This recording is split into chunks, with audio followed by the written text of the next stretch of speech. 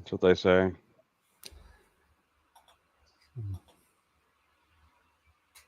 The whole Catholic conflation of the resurrection of Christ with the ancient maypole for fertility rituals and the way they combine them together so that they would be so they could so that people wouldn't practice both of them. So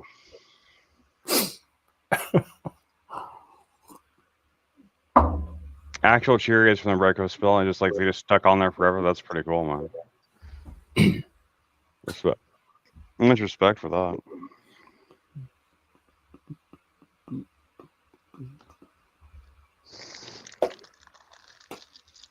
We made a lot of progress this last week, but still waiting on that letter.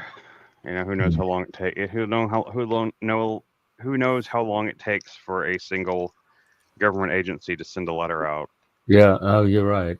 When they want something from you, you'll Is get the this letter. state bureaucracy you're dealing with or federal? Federal, the worst. Well, a combination of both because it's like Texas state disability plus federal, so it's like Yeah. I mean, sometimes it's administered by the state. yeah. 45 to 50 years. Hey, Leah. Good to see you. Hey, And Leo. it's an open panel, so you're welcome to come up and chat if you want, as is anyone else. Please do. Like More or that is, less, for the most part. Those that, that are not, you pretty much know who they are. yeah. I mean, that is the point of our show, is conversations with people that we either know or don't know that well, and we want to get to know better. So Yes, and Santa stories. And Chris, you owe us a Santa story. I'm not buying this. I don't have a Santa story. I had a Santa story. Oh, you were the Easter Bunny Santa. I Okay, was so I was Santa Cynthia and the owes Easter us Bunny a in the Santa same 12-month story. period. Mm-hmm. I think Moose still owes us a Santa story. Preferably tragic. It's definitely extra likes if it's sad and tragic Santa story. I know that according. I don't remember, but There's too according. much cheer in Christmas. It's time to I mean, balance it's some of that out. really Oh, far away, happy birthday! really far away from Christmas. But Damn, I wish we could do. Is birthday still copyrighted? Isn't it? yeah, we can't do that. But I don't know. Like Leah, what do you want for your birthday? I can't guarantee that there's many things that like we could produce for your birthday, but just tell us something that you want for your birthday, and we'll see what we can do. We'll come up with some sort of compromise.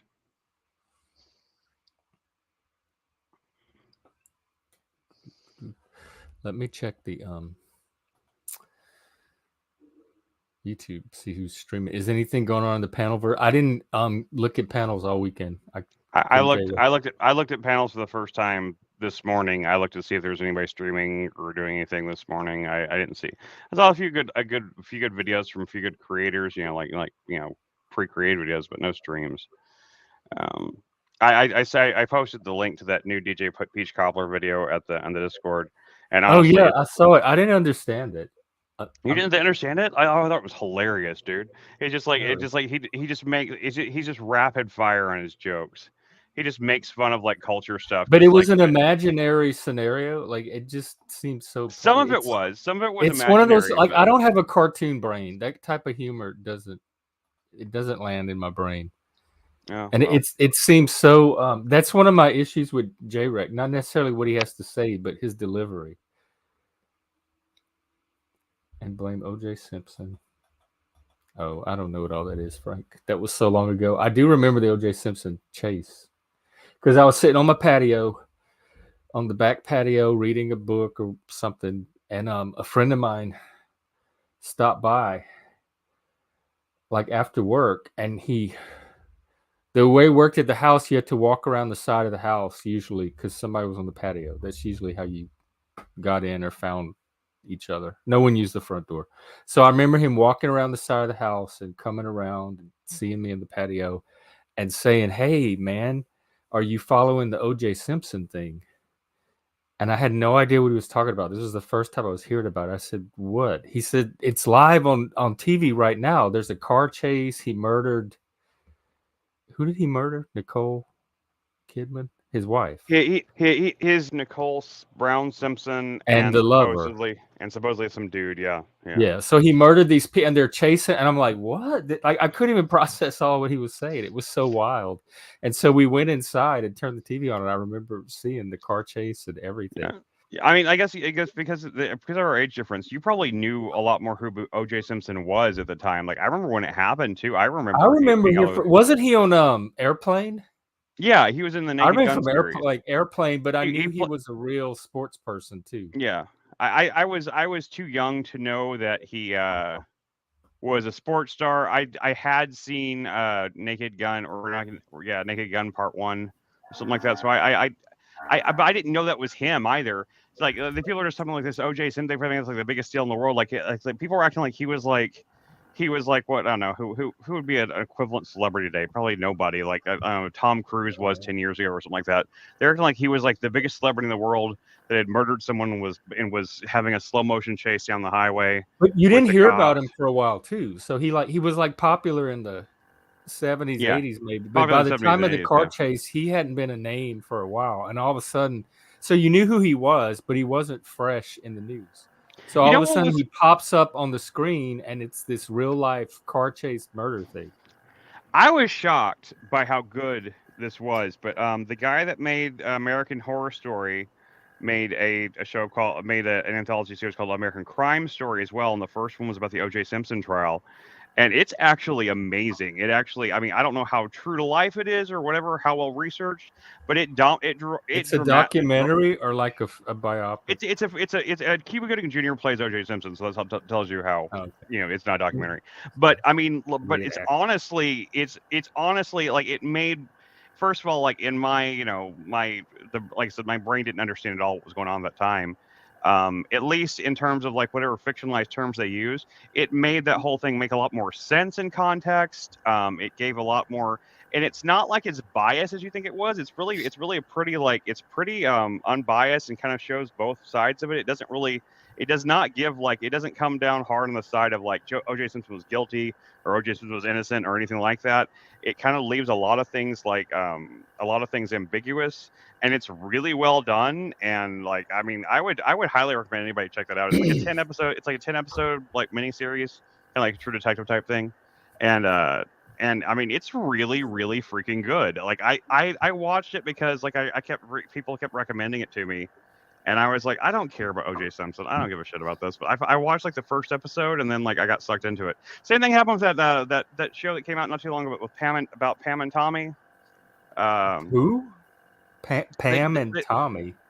Yeah, Pamela Anderson and Tommy Lee, like whenever they did the sex tape thing. Remember? Pamela Anderson is the blonde, big blonde. Yeah, I don't even know what she does. I just know her name. She was Tommy in Baywatch. Lee. Isn't he a rock star? Yeah, he was a rock star for. I haven't even heard those names since the 80s. How are they still even? Oh, hey, Buster. What band? They were only about. Tommy Lee was in Motley Crue. Motley Crue. That's right. Yeah.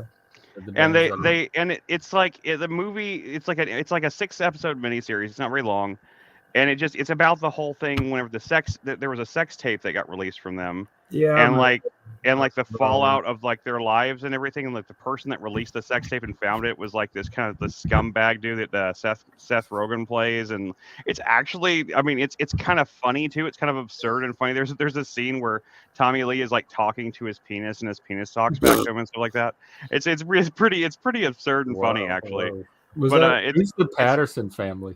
Was it a made for television miniseries? Yeah, it was like FX or something like that. Though it wasn't like Lifetime. Chris, you ever seen? All right, so don't spoil the end for me. But the reason I forget about it because I saw it from the first. It only had 3 seasons. It's called The Leftovers. Have you seen that? There's only 2 seasons. No, there's 3. There's 3? Yeah. Okay, I guess I conflate the second and third season together because the first season I hate. I hate the first season of that show. But I mean, like, I'm not gonna spoil a thing, but the second and third season of that show are two of the best seasons of television I've ever seen. Yeah, by far. That's what I'm thinking. It really fascinated me to watch it. I haven't seen it since it came out. One was like 2014 or something. Yeah, they were still using landlines like I do. Yeah. I'm such a out of step person because I don't have a cell phone. Isn't But it? Isn't that crazy? Like how you can watch a show that was just set like not even 10 years ago, and they're still using landlines regularly, right? and it's like even though cell phones were more common by then, but still like the writing of whatever it was is old enough that like landlines were still like a regular thing, and like people Exactly. still had them in their homes even though they had cell phones. Like as soon as I had my cell phone. As soon as my wife both had cell phones, like I remember we had a landline in my house that I didn't even know the number to. Yeah. I couldn't have called it if I wanted to. Like it came with our cable package, and that was the last time I had a cable package. Last time I had a landline. Yeah. Last time I had DSL internet. I mean, I Like didn't have. but I mean I use Wi-Fi. Obviously, I can't like. I mean, it's not plugged into the wall. I mean, it's plugged into the strip, this outlet with a charger. I get you. Oh yeah, I do too. I remember all of my old phone numbers. And also hooked into the modem. There's one hooked into the modem, the base. Do you still have like modem based internet or something? Well, yeah, it's a modem in the other room, and Is it's it a cable modem? Your like fiber modem or your cable modem or whatever well, Ethernet? still has a phone line. it has Wi-Fi. I know that much. I just know it goes through Comcast. It's And probably cable, probably. So. yeah, it's cable definitely, and I don't have cable television no more. These are cable internet. Cable internet was good. Cable internet was before fiber came around. That was by far the best. We The don't best have. option you had. That's all we have. I think up here is cable still. Really, you guys don't Y'all have have fiber up there? fiber? No. Shit. Seattle was going to be one of like the pilot towns for the Google Fiber, and they got approved and everything. At the last minute, it got snatched, and the project fell through. But we were going to be one of the test cities. That sucks. Fiber internet is far superior. It's like the stability is better, even though I've had my issues here and there. But for the most part, stability wise, speed wise, like you get the same upload as you do download. It's just better overall. DSL wasn't barely better than dial up, but cable was good, and fiber is really good. But anyway. They finally got fiber in Texarkana, so that's making the prospect of moving there make it seem a little bit less. I'm gonna mute myself. I torturous. have to pack my cigarettes on the night. Are you? I'm about to smoke a cigarette. So. Are you still in danger of ending up there? Yeah, I mean that's at this point, it's like the only thing we can really do. Oh, I might end up back in Louisiana myself, but intentionally on purpose, not. Well, if you want to come up with a plan, there are the thing about Texas, the thing about Dallas that is weird. If you want to rent an apartment right now, if you want to rent like a townhome or an apartment, you're looking at $1,800, $2,000 limit. If you want to find a house though in like a nice area, the price is only like maybe $500 more than that. $2,500 will rent you a nice like 4-bedroom house, but like it's just enough like to raise it out of the thing. So if you're interested in coming to Dallas, like let me know. Like we can work something out like that. But we just don't have the ability to we don't have the ability to pay $2,500 for a house. So I found so many rentals around the upskirts of like the nice parts, like kind of where it's still kind of rural, but it's still close to the city. There's a lot of houses up there that will rent for about $2,500, $3,000, like that are like huge. I'm talking about mansions, dude. I'm talking about like houses you would never think you could rent, like the houses that didn't used to go for rent, and you can get them for not. I mean, right now, like our rent here is already like $1,700 a month, so like it's not that much more, but it's enough more where like we couldn't afford it, so. We've been trying to find a cheaper apartment, and apartments just don't come much cheaper unless you want to go move to the projects. And I mean, I'm not even opposed. I'm not even opposed to moving to the projects except for the fact that I've got kids. So if it was just me, I'd move to the projects. I'd live in like the hotel I used to live in back up the road from here. Back then it was $192 a week, about $800 a month. And that was No, what when you say projects, what city was it? I mean, there's projects in every city around here. Just like I just mean government housing. Okay. Yeah, like Yeah. section. I mean, and some of them aren't that bad. Don't get me wrong, it's not. But like every area around those projects, Mm-hmm. like I mean, I'm not, and this isn't like this isn't a Like race thing or anything. There's plenty of white people that live in them. It's not about like it's not about it's not race. about It's immigrants. about Yeah, crime and it's about like crime. Yeah, there's yeah. just a lot of crime around there. It's just like you see like when you're driving by them, you see cop cars out there constantly and stuff like that. And like the honestly, the neighborhood I'm living in right now isn't much better than that, but it's a little bit better than that. So, and of course, the cost of moving is ridiculous. So, like the actual cost to actually move your shit is just insane. What's the best way to make a move these days? Because they have all these different options. They have those crates you can load up, like those pods. They We have did the moving pods. companies, they have rent like U-Haul. They have you can ship your shit. So what's the best? How do you evaluate how to make a move We anymore? did pods when we moved from Vegas, and pods at the time was the most economical thing. Plus, it also gave you the most time. You could have like a week to load your pod up in front of your house, and you didn't have a time limit type thing. I don't know. I haven't looked into it yet much because we haven't had the money to. So it's been like, what's the point? I kind They of priced bring it the a little bit. pod to you, and then they come and pick it up. They bring the pod to you, and then when you're ready to pick it up, they come and attach the diesel part, and they drive it to wherever you tell them to drive it to, and then you unload it from there. Honestly, there's a couple of moving companies around here that actually aren't that even expensive. That'll actually come and like do the moving. Yeah, you have to pack. They don't pack for you, but they'll actually move your boxes. Packing, I got down. They're not even that much more expensive than the pod thing, but like there's the pods are probably the best. Either that or just standard U-Haul, just standard renting a truck and paying the mileage on it. Like isn't like especially since we're not moving like really far. Just if we move in the city, if we move from like here in Irving to like Plano or something like that, it would cost like $40 for the truck rental. It's just a matter of the physical labor. And when I have the vertigo and Lindsay's got her thing, it's just like it's really difficult to do, but like I can do it. I've been taking these clothes around and selling them here the last few days. Man, dude, I busted my fucking legs and ass. Did you ever sell your jeans? I did. I traveling hood of the sisterhood of the traveling pants, whatever. In the past week, I have sold $750 worth of clothes. Nice. Yeah, I've done pretty good with that, and like there's still more places I could go to sell them to, and like I didn't even take a lot of stuff into a lot of places. I took like just like a tub here and just to do it real fast because it was like late at night.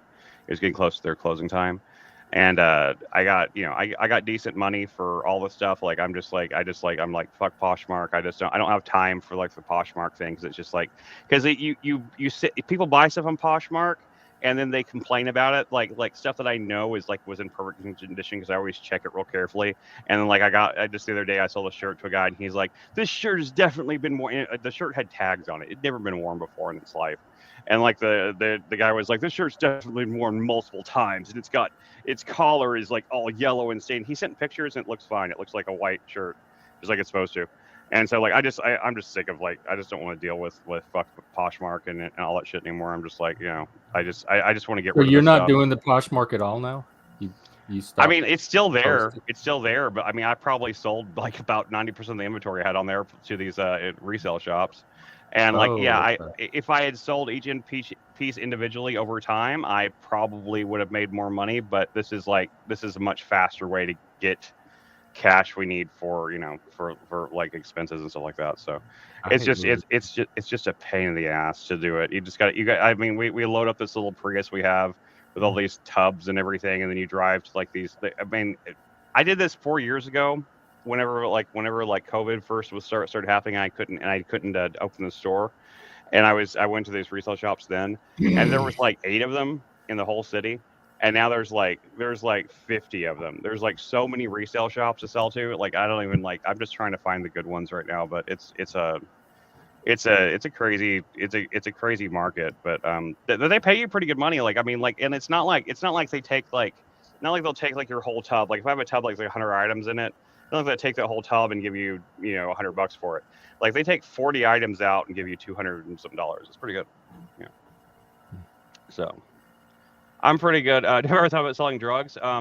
Just Frank, back whenever I was a degenerate teenager and I hung out with other drug dealers, my only experiences trying to I never tried to sell drugs myself, not for profit, but I tried to help a drug dealer friend of mine out twice to do a drug deal, and both times I got straight up ripped off. Oh, And I got one dude like that everyone knew him too. He wasn't like an unknown, like he was somebody that everyone knew. He jumped in the car and I just like I did like the cool thing. I was like I just had the drugs in the console, just like sitting there, just be like, that's your stuff, man. Just I just need the money. And he dropped a $1 bill and like bolted. And I like got out of the, and I saw what he did, and I got out of the car, and I don't even know what I said to him, but I scared the fuck out of him apparently. And like then I got on the phone with people and was like, and everyone was like, no one talked to me for like 2 weeks after they were all saying like, dude, we're like scared of you. We're afraid you're gonna like come and like come try to like knife us or something. Like you're like really mad. I was like, I think I'd be pretty pissed. yeah, that was that I just I'm not I don't have a tough presence. I don't have an intimidating presence where people until I get angry and then people get scared of me.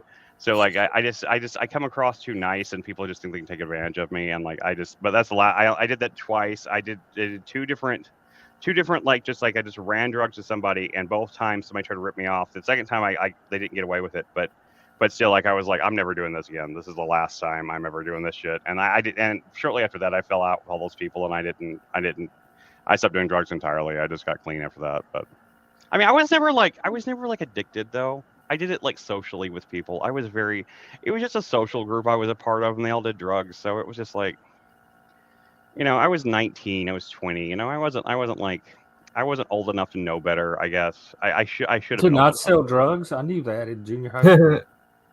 Well, I thought I was old enough to know better in the sense that I thought I could do it, and then I was stupid. So you were smart enough to get away with it. Yeah, I thought I was smart enough to get away with it. I was an idiot. Did you only sell pot, or was it only pot, or you saw other drugs? No, it wasn't pot. Oh. Everybody I knew, my friends were what we called the Rainbow Mafia. They were all gay. They were all drag. They were all drag. MDMA and like. They were all drag queens.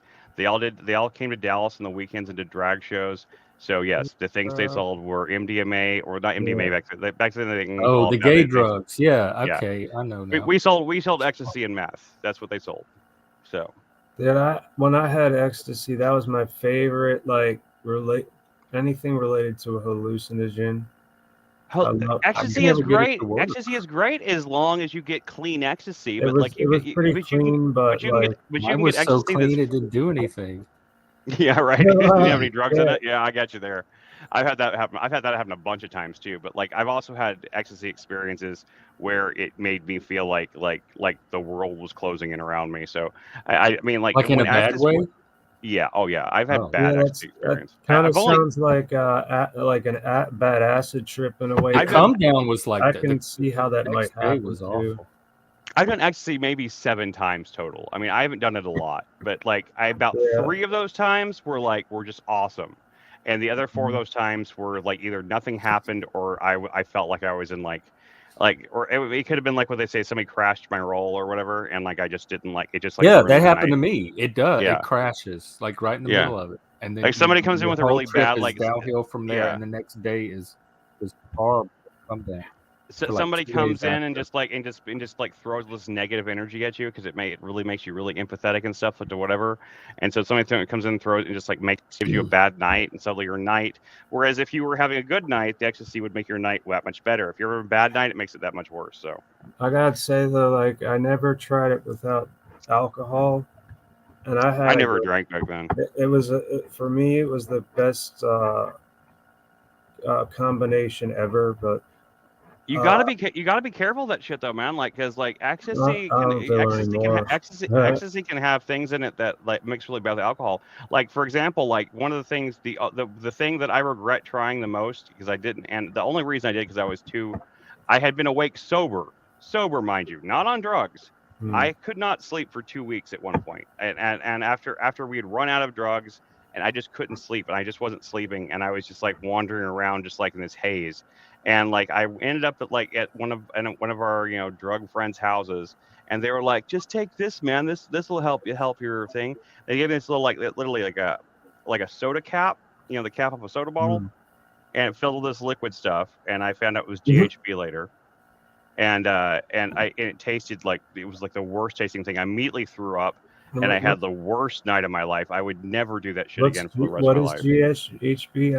I would think I don't know. I've heard it's made a floor cleaner. I have no idea what it is, but they called it liquid ecstasy, but it was not that. I would never touch GHB, but GHB is a drug that if you are drinking, if you have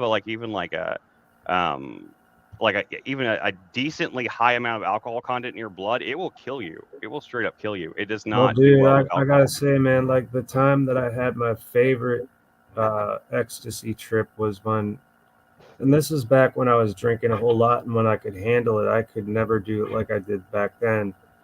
I had a whole fifth of fucking wild turkey while taking the ecstasy, and it felt really good, but like it kind of sucked though.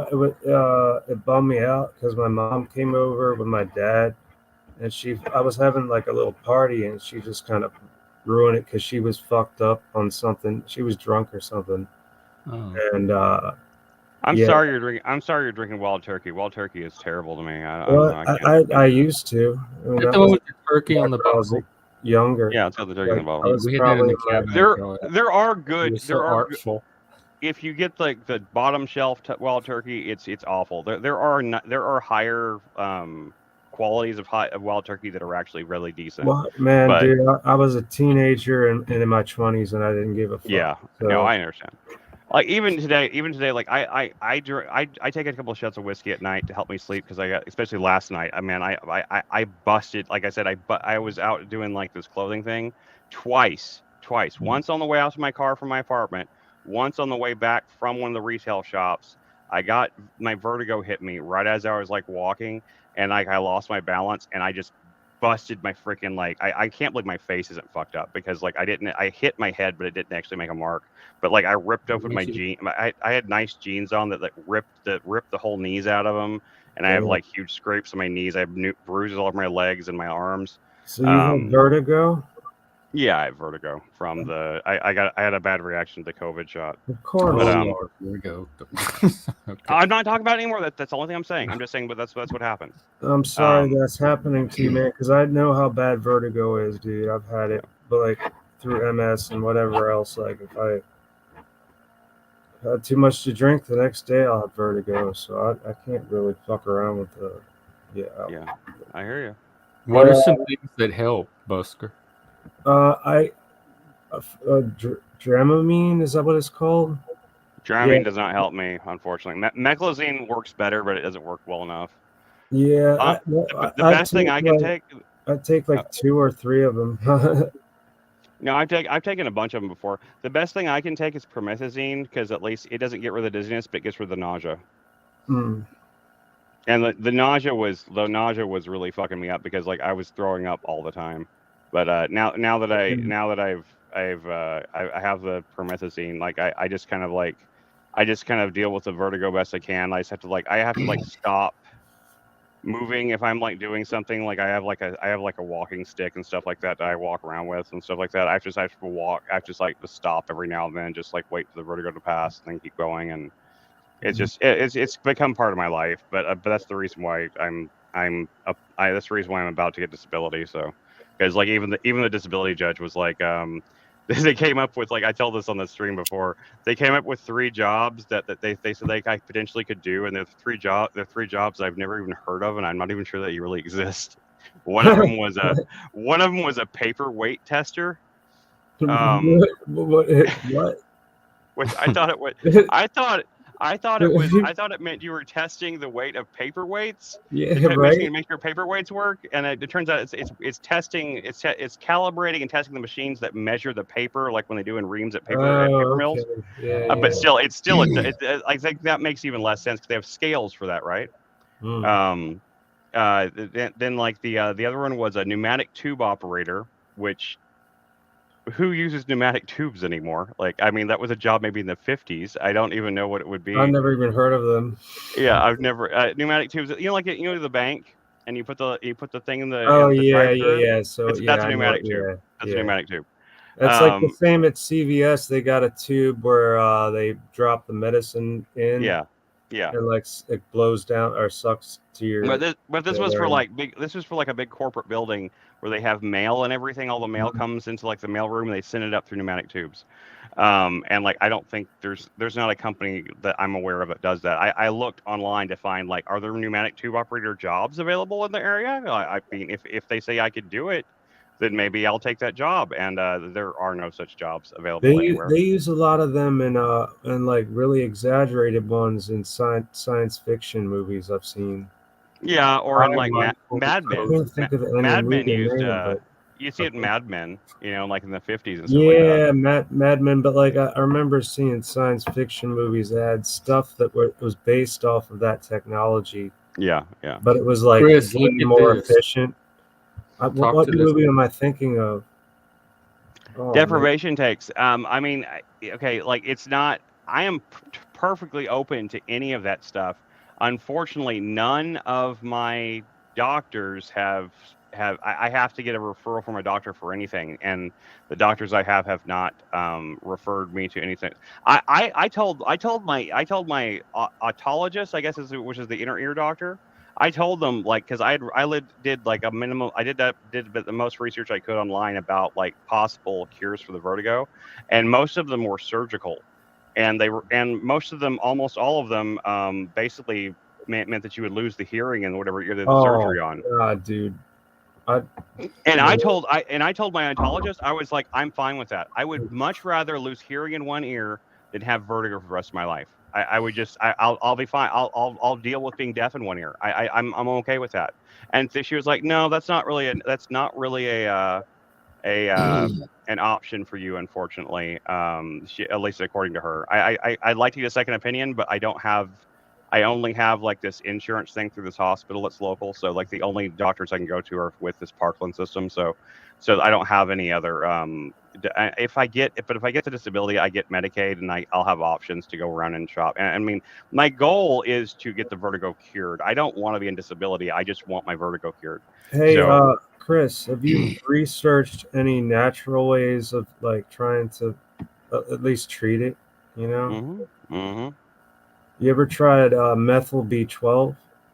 It's not regular B12. It's called methyl something B12. I want to say I did try that once, like this is like back 2 years ago, whenever it was still first happening. I want to say that was one of the things I came across. I didn't have any luck with. I didn't have any luck with any of the natural things. I mean, like it happened literally the day I got the second jab is when it started. So I mean. And like it's just one of those things. I mean, I'm not anti-vax or anything like that. I'm not. I am now. I don't tell people like I wouldn't tell people like. I mean, I think that it did save some people's lives. It did save a lot of people's lives. I think that it's a good thing, but some people are going to have bad reactions to it, just like they are to any drug.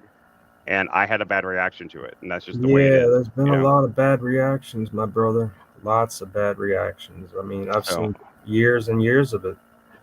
Yeah, I don't hold it against my doctor. My doctor was doing it. It's not your doctor. It's who's controlling them.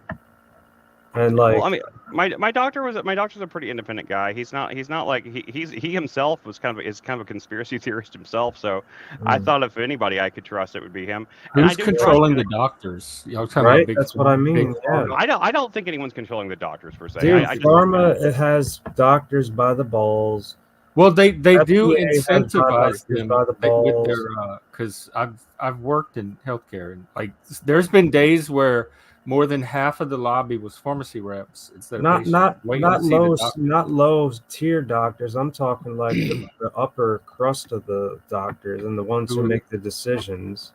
Well, what doctors? What kind of decisions? Because each doctor. Well, the executive decisions, like the what goes on in the hospital, like Oh, we're gonna have to put you on a ventilator because we think you have COVID, kind of shit, right? Yeah, that happened with me and Mike. The doctor wanted to do one course of treatment, and the insurance company or the hospital lady at the top, somebody overruled the doctor and said, for cost purposes, we're going to do this instead. And I've seen that happen, but I don't. That's not controlling the doctors. To me, in fact, they was going against the doctors. They were overriding the doctors.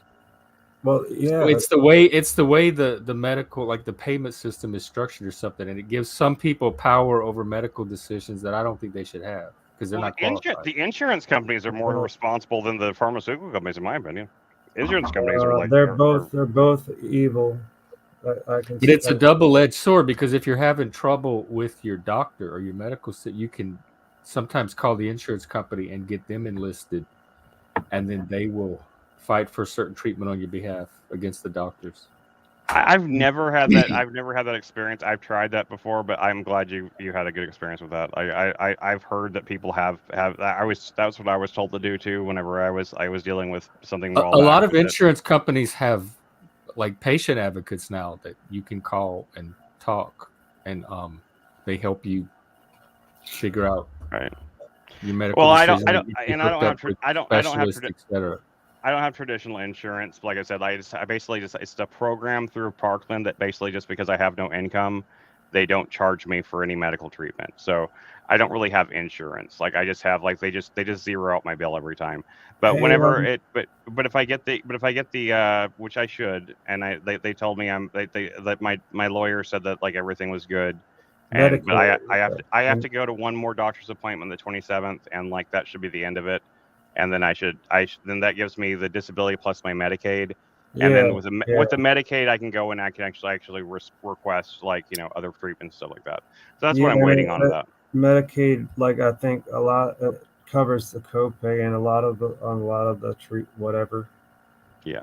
So that's what I'm waiting for right now. Like Lindsay's condition isn't something that's going to be curable, but like she's going to be on that for a while. But still, like, I mean, I prefer to work. I prefer to have a job. Like I don't like being like I like feeling productive.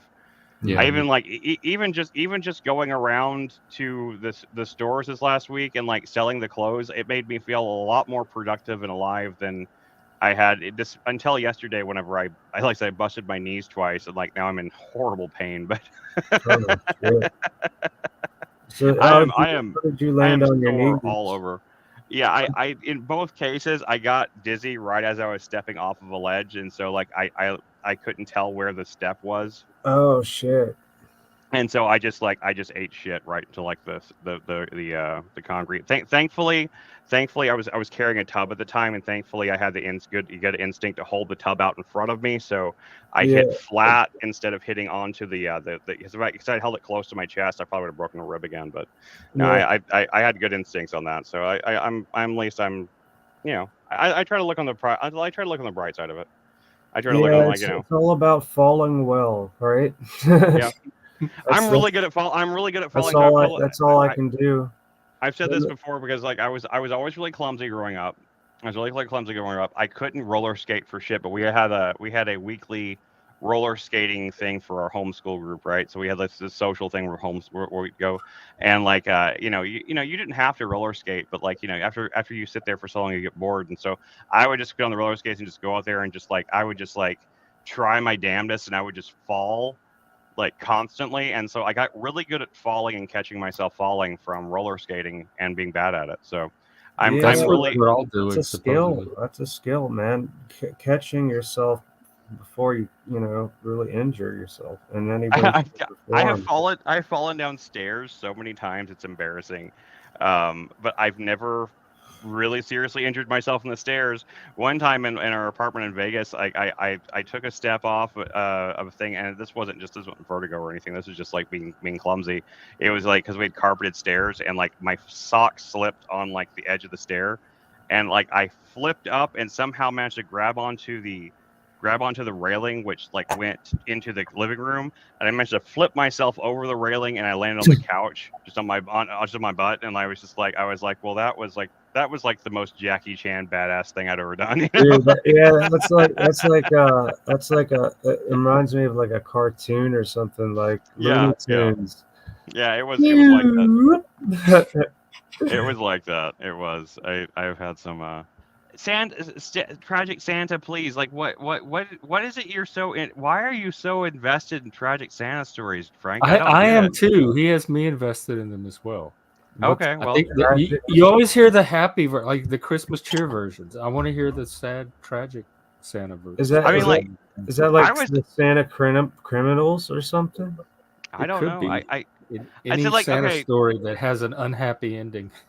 Yes. The robbers that dress like Santa. Right. Well, okay. So let me whenever I was 3 or 4. When I was 3 or 4, my parents gave me. I don't believe you, Steve. I don't believe you, and you owe us a Santa story. Your worst one. I'll give you one more, Frank. And it's not really that tragic. It's not really that tragic. But when I was 3 or 4. It was back when we were in my parent the first house my parents had whenever the house I was born in.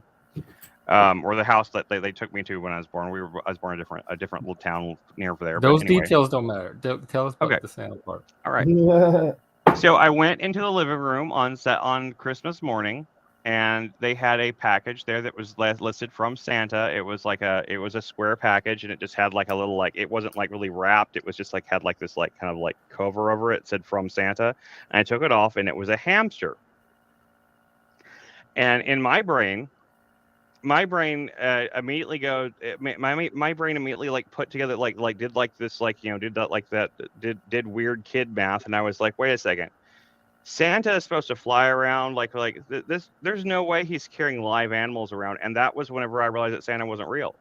And so I never feared Santa for the rest of my life because like I knew Santa wasn't real from that point forward. He has the power to fly all around the world in one night, and you don't think he has the power to keep a I didn't say alive? It made sense. I said from my child's perspective, my child brain. Even from a child's perspective, doesn't make sense because my child would argue with your child. Okay, well that's fine. But in my brain, I remember looking at my parents and being like, "Oh, Santa's not real, is he?" And they were like, because of the hamster?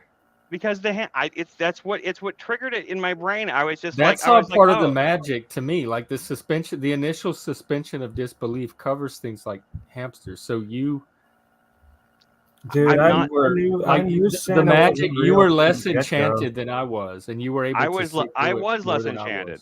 I was less enchanted than you were, but like I remember saying that to my parents, and my parents being like kind of like shocked and like kind of horrified by the fact that like they were like they didn't intend for me to like lose that innocence like that soon or anything. They didn't do anything intentionally, but I was like it didn't bother me though. I wasn't upset about it. I didn't cry. I was like, oh, Santa's not real, is it? You guys must have like my whole world. This must have been from you guys, and they didn't know how to answer for a minute. And finally, my dad was like, "You're right. Yeah, it's from us. You're right. Santa's not real." And I was like, "Oh, okay." I didn't care. I was a really carefree kid. I didn't give a shit. I was like, "Okay." Did you have siblings or anything? Not yet. I had a sibling like a year later, but I didn't have siblings yet. I was still the only child. Okay. I mean, that's actually one of the earliest memory I have in my brain is that Christmas morning is looking at the hamster and being like, oh, Santa's not real. And it just didn't bother me at all. Again, I'm terrible at getting gifts too, by the way. I am a horrible gift getter. Like I really love giving gifts to people, but like so many times in my life, my parents tried really hard to like surprise me with a gift and to try to like, you know, they went through like elaborate like things to try to like hide the gift from me or something like that. Where once they gave me a bike around like when I was like 12 or something like that, and they just put the bike around like the side of like the inside the kitchen, and they called me in there to like so I would see the bike, and I would be and I just walked in there, and I walked right past the bike and was like, what's going on, guys? What do you need? And they're like, and I was like, what are you talking about? Like, did I do something wrong? And like they're like, no, look at the bike. Now I was like, oh, you got me a bike, cool. I just wasn't. I didn't react like really. I never had one of those Christmases where like, you know, like you see like the kid that gets N64 video, you know, and he's just like, oh my god, N64. You know, I never had those kind of reactions like to gifts. I just my reactions to gifts were Yay, always we get our very Santa story from Santa. No Santa story. himself. You're the closest thing to Santa. Well, when Chuck's not on here, but he's the Christmas elf. No, the only Did you grow up with Santa at all? Do you have any Santa I did. story? I or was did. that not, okay. I don't know. I was probably, God, I think I was in the 7th grade when I figured it out. I was a little bit late to the party. Ooh, But my parents never really gave me a definitive answer. They wanted me to figure it out myself. And this is why I made the comment that I did on the last stream that I was on. Is like believing in Santa is priming children to leave the church, because I had to critically think. And I was like, okay, so this and this does not make any sense about how Santa Claus functions. And I took those tools and applied them to the faith that I was raised in, which was Mormon. And I was just like, okay, well, if Santa Claus is this way and he's fake and he's not real, what else in my life is fake and not real? Like religion. Yeah, it literally primed me to leave the faith that I was raised in. Too. Yeah.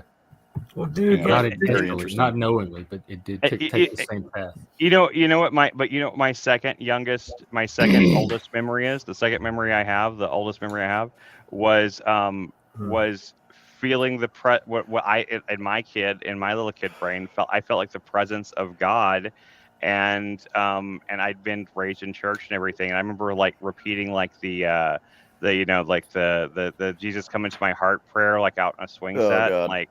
and I still believe in Jesus to this day. I mean I still do. I know it might be silly to some people, but I still do. I find that I tried to get away from it. I tried my best to become an atheist or an agnostic or something like that, but I never could. And so instead, I spent 15 years like researching biblical apocrypha and stuff like that, trying to understand like what the fuck any of it could mean. And so like I immediately lost faith in Santa Claus, the Easter Bunny, Tooth Fairy, all that stuff like that in one day. But I was fine with that. So like, don't ask me why. I gotta ask why. I don't know why. I wish I could answer you. I wish I could give you an answer, but I don't know why. I was 4, right? I was like 3 and 4. Like my brain wasn't that developed yet. It's like the earliest memories I have though. Like the 2 earliest memories I have are realizing that Santa wasn't real, and then believing in Jesus. That's not logically that consistent. It does not follow logical connections. But then again, do children follow logical connections? No, neither do ADHD adults. Yeah, that's true. So I'm gonna bust your balls. So I'm gonna ask you a question. Are you ready? Yeah, sure. Are there other things in your life that you believe are true that you have no proof of? Yes, indeed. If you've watched any of our streams, yes, indeed, there are plenty. The follow-up question to that is, do you believe it's a good idea to make decisions based off of false beliefs or unprovable beliefs? I disagree with Jeff's analysis there. Go back and watch the streams. I don't believe in a lot of those things. I question a lot of things. I put questions to a lot of things that I don't feel like I can fully prove one way or another, right? Mm. Like I think that evolution is more or less like it's probably real and true, but I also think there's a lot of holes and gaps in it that don't necessarily make sense, and therefore I don't fully believe in evolution as a hard science fact, right? Okay. Mm-hmm. Well, hold on one second. What?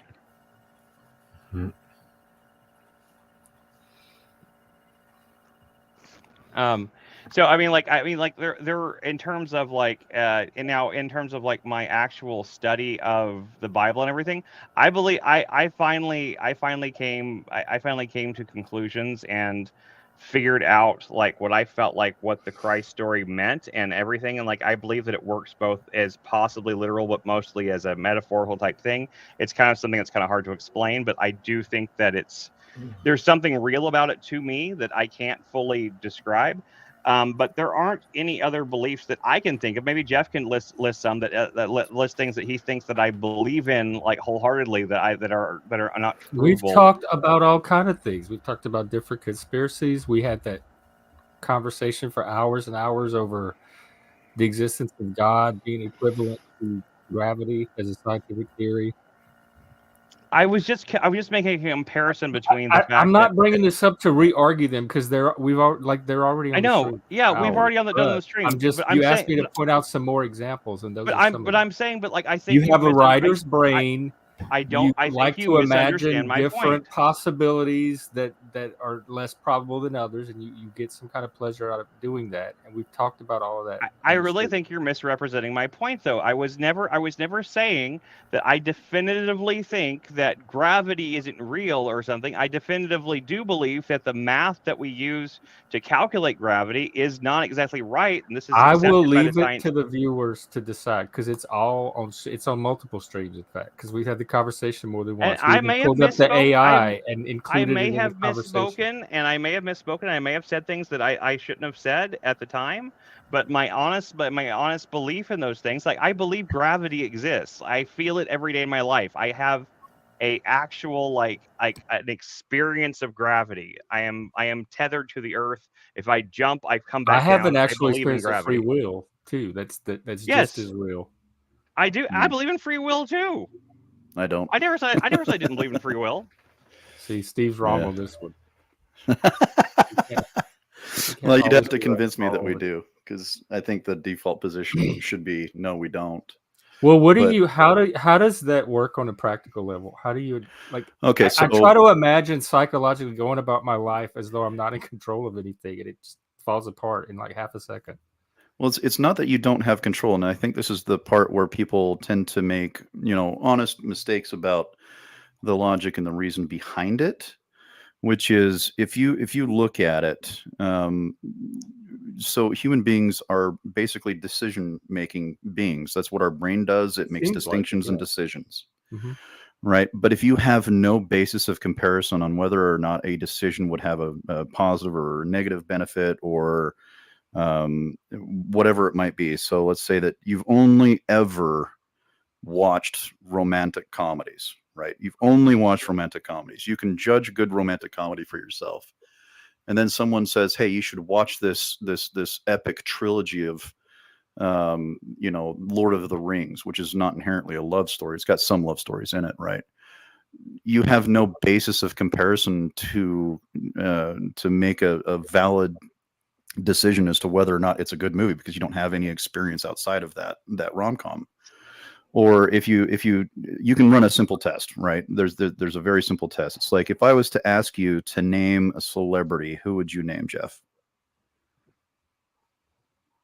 I don't know. Whichever one came to mind at the time. Matt Dillon. Yeah, okay, Matt Dillon. What about you, Chris? Gen X Jeff. Good enough. Busker, how about you? What's this in relation to again? I'm sorry, I was just looking at something else. No, I'm just asking you. We're using. I'll answer. No. What was just name a celebrity? Like, would it just? Yeah, just name a celebrity. There's a lot of them. Just one. Doesn't matter. What's his name? Well, shit. You put me on the spot. Whichever one Talcott. comes to mind. Beyonce. But- Can I change mine to Beyonce? Yeah, Beyonce. Beyonce. Chris is Gen X Jeff, Busker. Jack Talcott. Yeah, That's that's it. it. Excellent. What about Michael J. Fox? Okay, that's a good Michael J. Fox, that's a good one. Lloyd. That's a good one. Okay, Yeah, Fox is a good one. two perspectives here. One is, why didn't you say Brad Pitt? Because Right? I've forgotten all about him. Sure, George Clooney. Forgotten all about him. Why didn't anybody say that? Right? Because our brains aren't. Usually, you can take something like a celebrity, and you can usually tie that back to the most recent movie or TV show that somebody has watched. But the first thing that you have to do is you have to discover where the thought came from originally, and we simply do not know where our thoughts come from. But I'm trying to tie it into free will. Right, and I am. So if we don't know where these thoughts come from, if we can't mark the moment where this decision came into existence, then we have little understanding of what free will actually is. I'm still not making the connection between experience and will. So, like how one depends on the other. You can't make a decision about something that you have no knowledge of. So if I was to name another celebrity, Yitzhak Rabin. Does anybody know who that is? Who? Yitzhak Rabin. Yeah. Oh yeah. Doesn't he play violin? I don't know.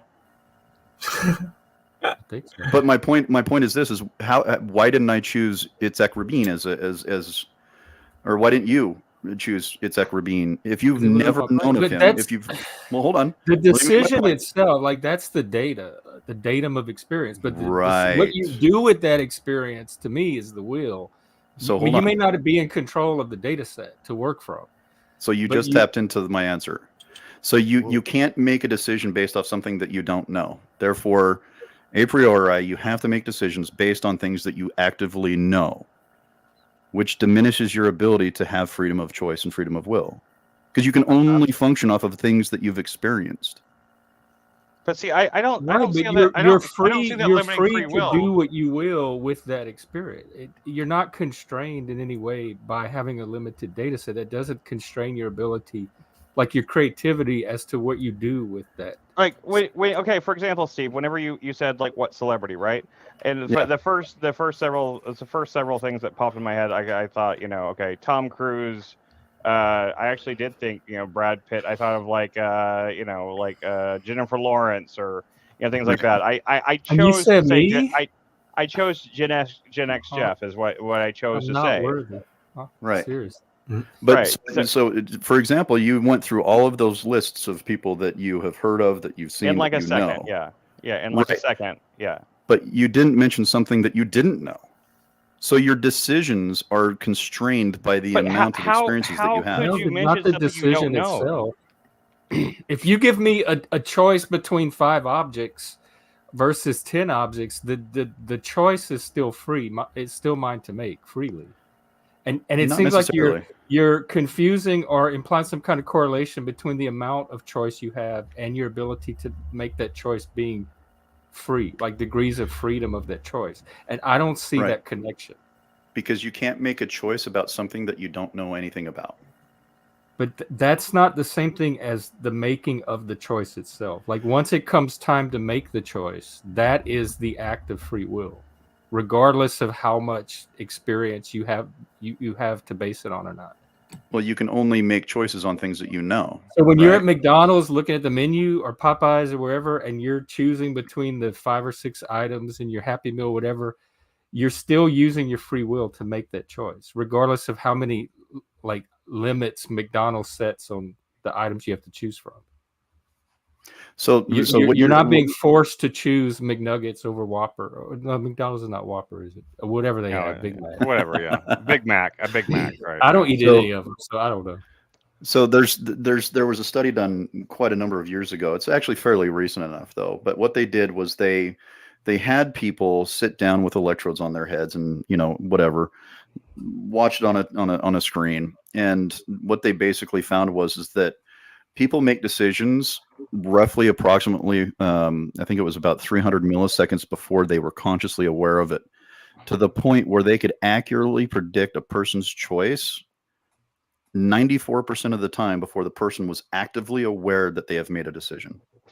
Yeah, that stuff like that is more promising as a argument against free will, as an actual argument you set up. But I think it's still open to further stuff. I don't think any of that's definitive, but I'm familiar with it. Like if you're sitting at home trying to figure out whether you want to go get that bag of potato chips or not, and before you actually consciously decide, your brain's already determined what you're going to do in that situation.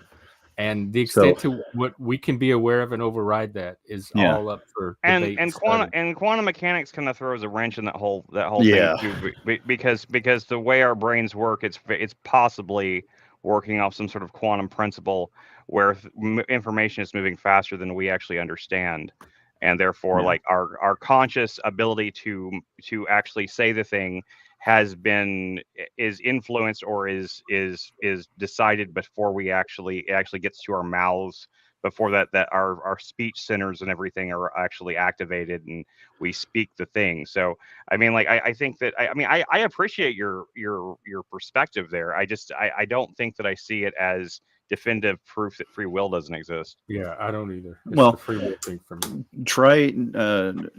Okay, so let me see if I can narrow this down, because I'm going to take accountability here and say that my the way that I'm explaining these ideas are probably not comparable to what should be done if I was more intelligent. So the illusion of choice is what we're talking about, really. So if you take your example, you go to McDonald's, right?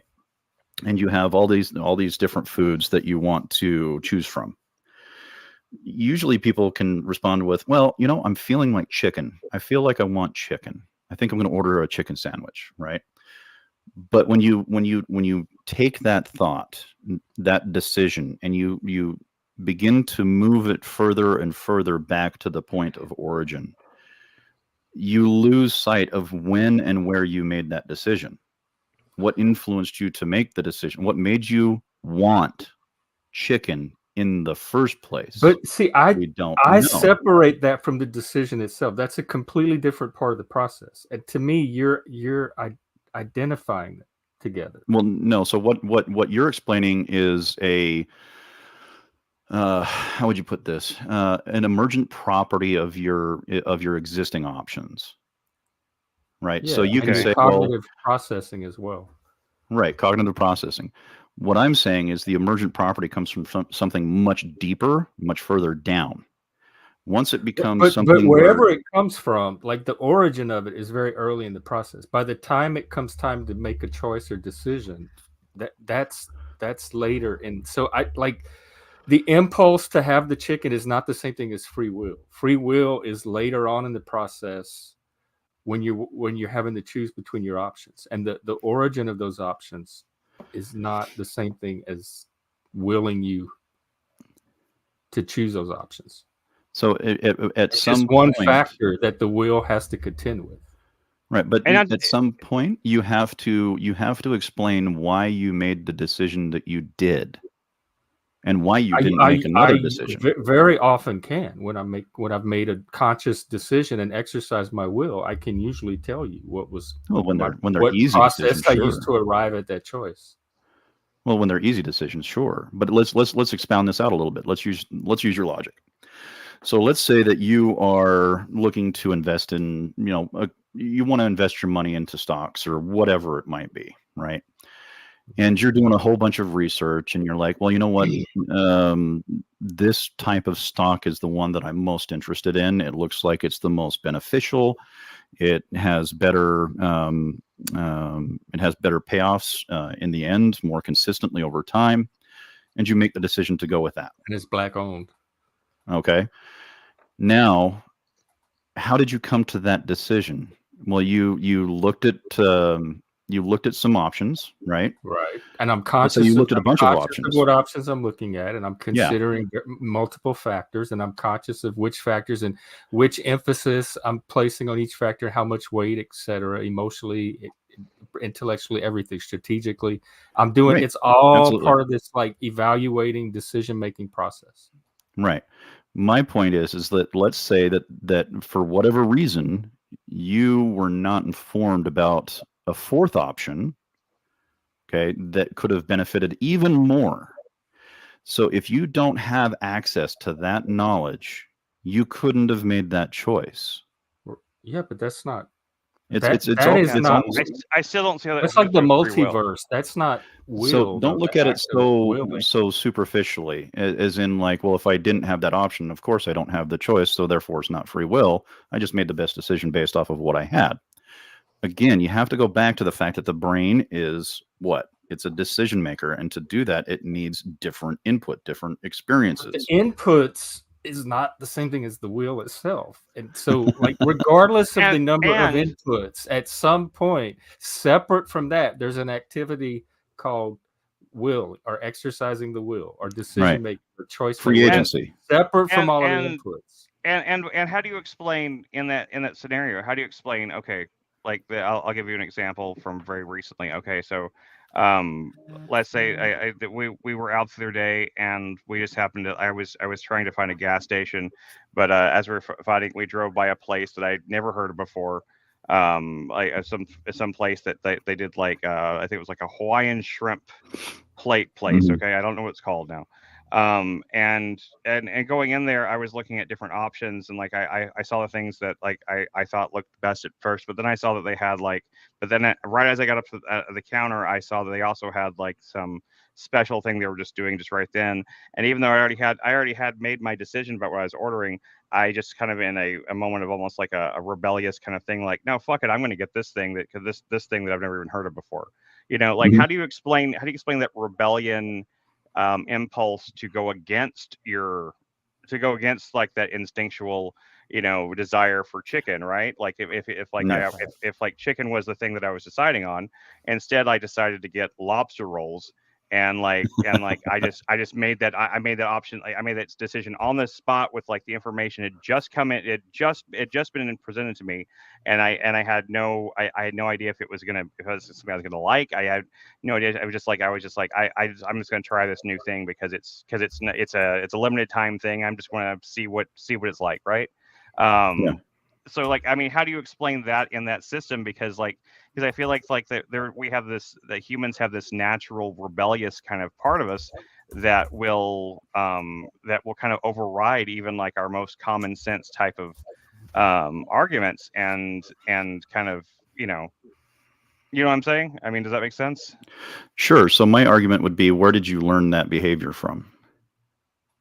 I was born that rebellious behavior.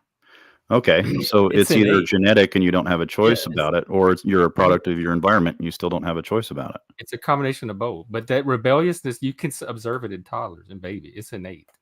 But I don't. But if I don't do it every time. It's not like every time I go to a place or something like that, I automatically always take that rebellious option. But like in that moment, I was just like, you know, fuck it, I'm going to do this instead. Or maybe I decide like, you know what, I don't even want this place. I'm just going to go down to Chick-fil-A.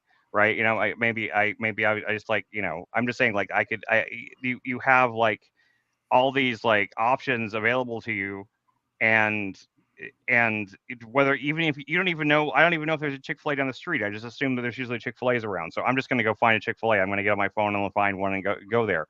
I mean, like, it's like, was that, you're saying that was predetermined because what? Like, well, what predetermines my son decide to like, you know, like, fuck this place, I'm gonna go get something from some other place when I'm already there, like I'm already at the register, you know, and everything, and like I'm just saying that didn't happen, but I'm just saying like that's something that could happen easily. Sure. And like I don't see how that plays into your play into the gambit of like it being. I do understand now your argument about it being like nature nurture kind of thing, like where you're either born that way genetically, you have this genetic disposition to be rebellious, or you're raised a certain way to kind of buck the system or something like that, and like that could influence that. But then again, you can even rebel against that. You can choose to be conformist in that situation, just out of social pressure or whatever the situation might be. But I still made the decision to either bow to the social pressure or to do what I wanted to do. You know. Well, was it you that made a decision, or was it your brain that created the formation of the idea between two different choices? Right. That's my point. Is like when you get down to the nitty gritty weeds of it. But regardless of it, it's still my brain, though. Sure, it's your brain, but your brain can't make a decision that it has no idea of an alternate choice. It can. It can't, because if it hasn't experienced it, it can't use it as a reference. It can imagine a like I could be like, you know what, I would really like instead of like I'd like to find Scotch eggs, and I can go on my phone and find a place that does Scotch eggs, and like I can go find that. I can drive halfway across the city for that if that's really what I wanted to do. I mean, like, I don't have that information. I just know that it probably exists. It's probably going to be available to me somewhere in this massive city. So what if I just, like, you know, I'm just saying, like, there's so many things that, like, I feel like you can definitely make an argument against a certain type of definition of free will. You can define free will in a way where free will doesn't exist, but I feel like free will, the way that we normally define it, exists at least in some capacity. Well, and my argument is the illusion of free will. So if you take a couple of different other examples, let's say. Well, before I get to that, you know, my argument is, like, when you get into the weeds of it and you really try to look back at where that thought came from in your mind, right? So let's say I want chicken today. At what point in your brain did that thought come into existence? And did you have a choice not to think about it? Well, no, obviously, because you're thinking about chicken. You didn't actively say, I don't want to think about chicken. Another argument is against free will is actually history. So if you look at science, for example, there is no new ideas in any field anywhere. All ideas are based off of other previous ideas, going back all the way through time immemorial. Sure. No, yeah, everything is built on something else. I Right. agree with that. Like, we're all the products of generations and generations of genetic lotteries and things that build up to this point, right? You know, like, I mean, like, but at the same time, somebody born into, like, I mean, that would be like saying, like, if you're born poor and you're born without any of, you know, these certain kinds of, like, advantages like that, then that means you're predisposed to, you know, that's the kind of thing where people think that people are predisposed to being crime, but those people can still make the choice to not do that, and to try, and even if their family and their parents and everything are drug dealers and everything else, and it's part of, like, you know, it's, you could say that they're part, but people still rebel against that and still make a choice to, I mean, I think that to a degree we do have those instincts and those we have those tendencies to default to like non-free will type decisions, but we have the ability to take agency and make free will decisions at the same time.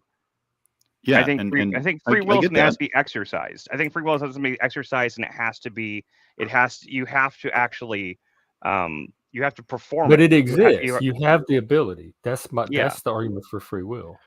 Yeah. So I understand the argument for free will, but I feel like we're not tapping down on this point that I'm trying to make. Okay. If you cannot discover where that thought originated from, then you have to acknowledge you were not in control of that thought. But how? Okay, here's what I'm confused about. How is being in control of where a thought comes from the same thing as being in control of a decision you make between a set of thoughts or choices? To me, they're two different things, and you're talking about them like that is free will is that one thing. I mean, I see that as a definition of free will, that you can definitely define it like that, but I don't think that free will has to be defined in that sense. Because there's a series of these moments when you make a decision. So again, we'll go back to chicken, But right? the decision is separate. We have to figure out. Well, hold on. We have to figure out where the thought first came from, and then we have to figure out where the thought to go against that thought came from. So at every single level of this decision-making process, we realize that we were never in control of how that thought sprang to our mind in the first place. No, but we're not claiming to be in control of that. We're claiming to be in control of the ability to choose between the options that do originate. Right, but you still have to have at some point where you made the decision to do that, right? Where did that idea to make the decision come from? That's free will. I'm saying that's against free will.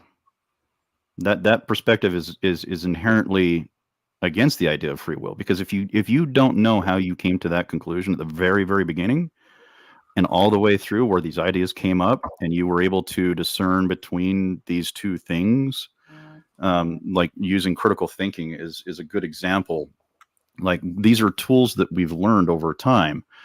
Well, I couldn't have used that tool effectively if I didn't learn about it from somewhere else. So at some point in time, you've learned, because the brain is a decision-making tool, right? At some point in time, you've implemented tools that you've learned along the way to make these decisions. I'm pretty sure as a toddler, I was like on my own, playing with things and exploring and learning and breaking things, getting into trouble and adapting, and just my brain on its own as it interacted with its environment.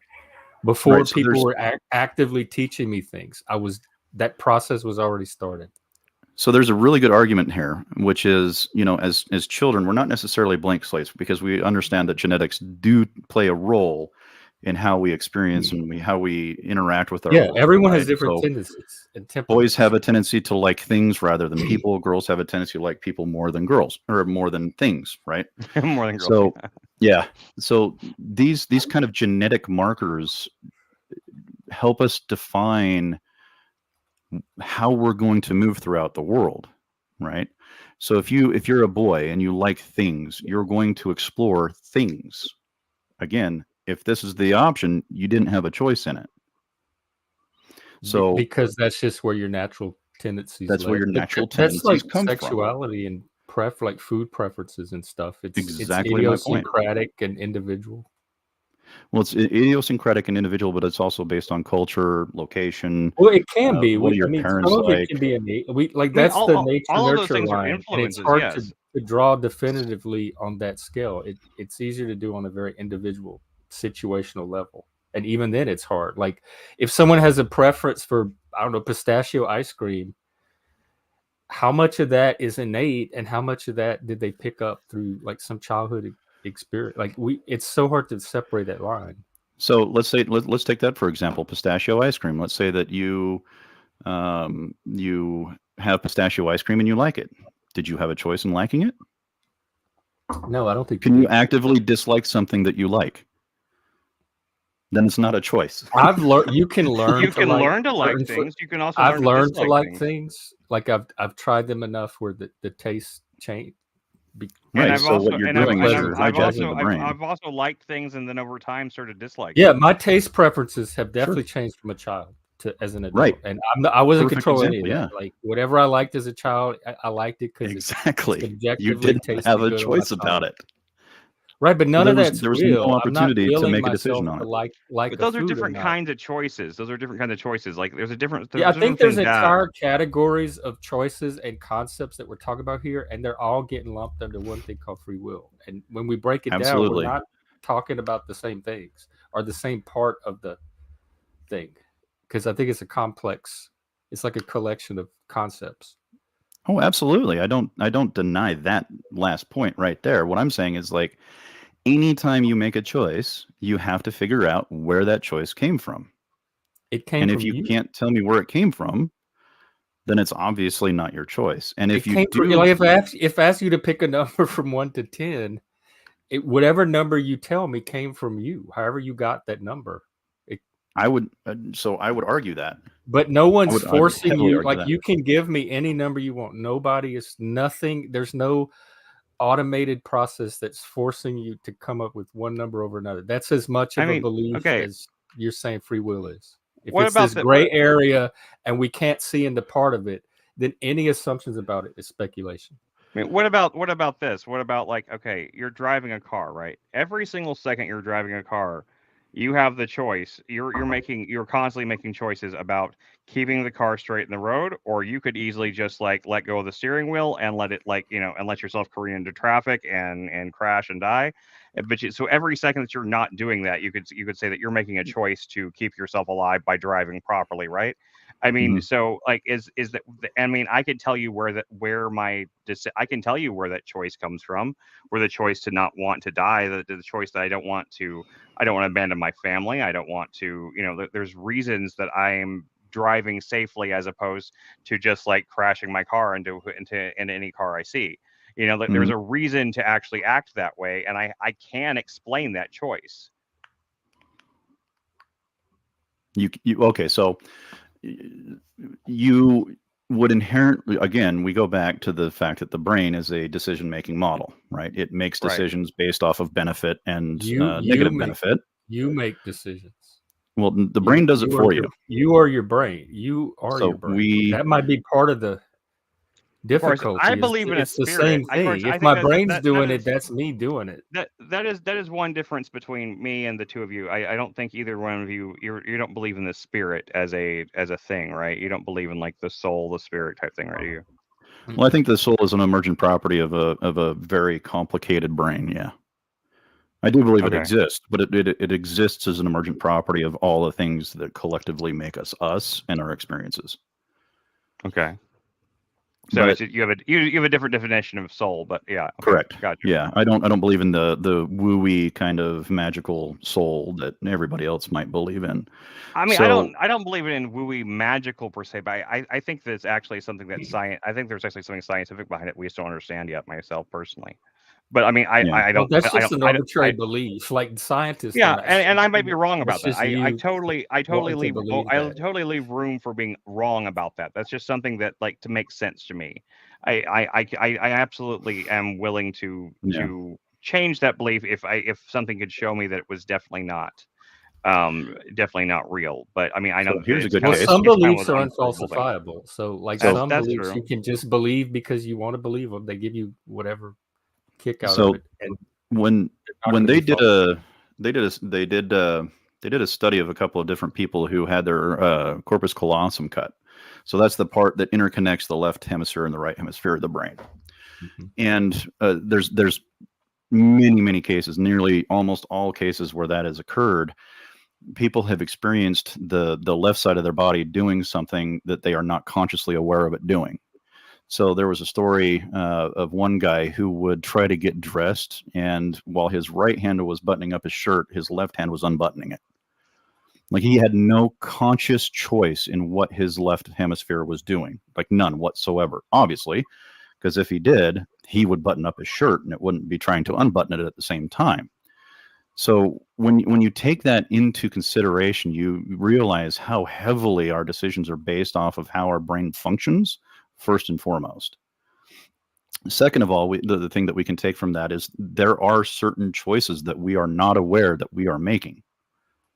If we are not aware that we are making them, but you could also say that but I would include those under free will. Separating the left and right hemispheres of the brain is something that's unnatural and something that would definitely be a detriment in general. So they could be chalked up to a defectively working brain at that point. I mean, that's not my argument. My argument is that our brain is doing things behind the veil of what we are aware of. It's operating on its own, independent of what we're consciously aware of. I agree with that. I agree with that. I'm talking about higher level decisions when I talk about free will. Okay. Yeah, the same rule still applies. Somewhere the decision is being made without our conscious availability to see it. But free will comes in when we can see it and our consciousness can intervene. That's the moment that free will comes in. But you don't know if that existed pre your view of it.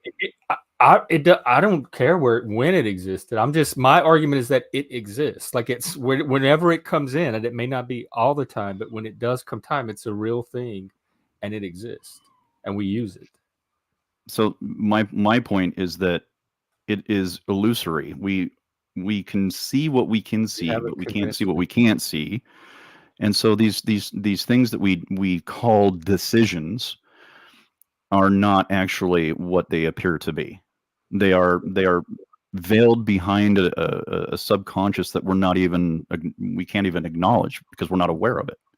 They're what they appear to be to me. Like when I'm making a decision, right. It appears that I'm thinking through options and choosing one, and that's exactly.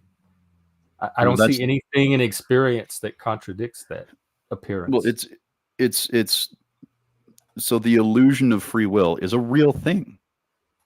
We experience it, we see it, we feel it, but as we start to begin to pull back the curtain of what we consider free will, we understand that there's a slew of different problems that come into play, into existence, that we still have yet to be able to explain. This is the hard problem of consciousness. Exactly the hard problem of consciousness. I agree about the problem of consciousness. And this is why AI will never be truly AI, because we don't even understand. I agree with that. How that I've been saying hard that problem of consciousness occurs. Yes. I agree with that completely. It all ties back to that singular problem. Well, why do we agree on some of it and not others? Well, actually, no, wait. Actually, I disagree then. And when you think about it, in that case, if we have no free will, we're basically nothing more than the moist robot theory. Well, that's what I was getting. We're moist programmable theory. Then AI is totally possible. But AI can we're not AI. Everything. The whole conversation started when I was trying to tap into the psychology of somebody who does not believe in free will. So you wake up every day, and you're just at the mercy of, like, you're not in control. Like everything that happens to you is you're passive. Like if I get in a car wreck and hit somebody, I'm going to be like, oh man, I just hit that lady. I feel terrible. My decision making caused that. And are you like, that was the will of the universe? That wasn't me, no. Or it was preordained? I couldn't avoid not hitting her. It was it was the psychology of the believers, right? That I was trying to understand. I would highly recommend people read The Master and His Emissary by Ian McGilchrist. And what he likens it to is an elephant and its rider. Now, the elephant is the subconscious. It's the collected library of our experiences. You're talking about all the little brain stuff we're not aware of. Right, all the little brain stuff that we're not aware of. Chemical imbalances, balances, you name it, right? So you have the elephant, which is the subconscious. And then you have the rider, who is the conscious brain. Now, the conscious brain might say, well, I want to go over there. Well, if the elephant doesn't want to go over there, it ain't going to fucking go over there. So what he argues is that these two systems work symbiotically together. But at the end of the day, the subconscious has a much larger role in what the conscious brain is aware of as choice. How do they know that? How is it determined what the proportions of role are? Because we can actually influence those choices, and we can actually study those choices and the reactions that our brain makes while making those decisions.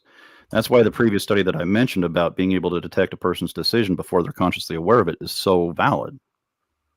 Okay. How about this? Like even animal, like your cat, your pets can sense your emotions, like even before you're aware of them. The animals around you are tuned in to human emotion on a level beyond what we're even able to be aware of ourselves. Well, I know that stuff like that happens. So, there is such a thing as instinct, right? Absolutely. We all have instincts. They are predominantly what is pretty much agreed on by everybody, is that they are hereditary in nature. Like we pass these on down via the oh God, all of that is the body process of evolution, right? The people that are prone to having better instincts tend to survive more and reproduce more. But these are those people that their gut instincts are more right more often than not. They can't explain why they made the right decision, but they make the right decision every fucking time. There was a deliberative process. Yeah, I mean, that's debatable, but my point still stands is that that is the debate. We would do it for 2 hours, an hour. Well, no, because we'd have to do a whole bunch of different digging for that one. But taking the animals, for example, animals operate off of a very completely different set of circumstances. Well, even animals, like they problem solve, and like the crow that puts the wire in the jar to get the bean or whatever. Like animals can think through problems and solve too. Sure, so intelligence definitely plays a role. Sure. Yeah, they can experiment and will different possibilities. Sure, but that doesn't mean that there's necessarily a consciousness there. It can mean they're how do you know they're sentient. We can test that. We have yet to have a dog in a crow's head when they're reaching into the bottle with a tool. So one of the criteria for consciousness is the ability to explain what it is like to be that thing. That's your criteria. That's a scientific criteria. Well, from whatever source you're using, but I might define consciousness a different way.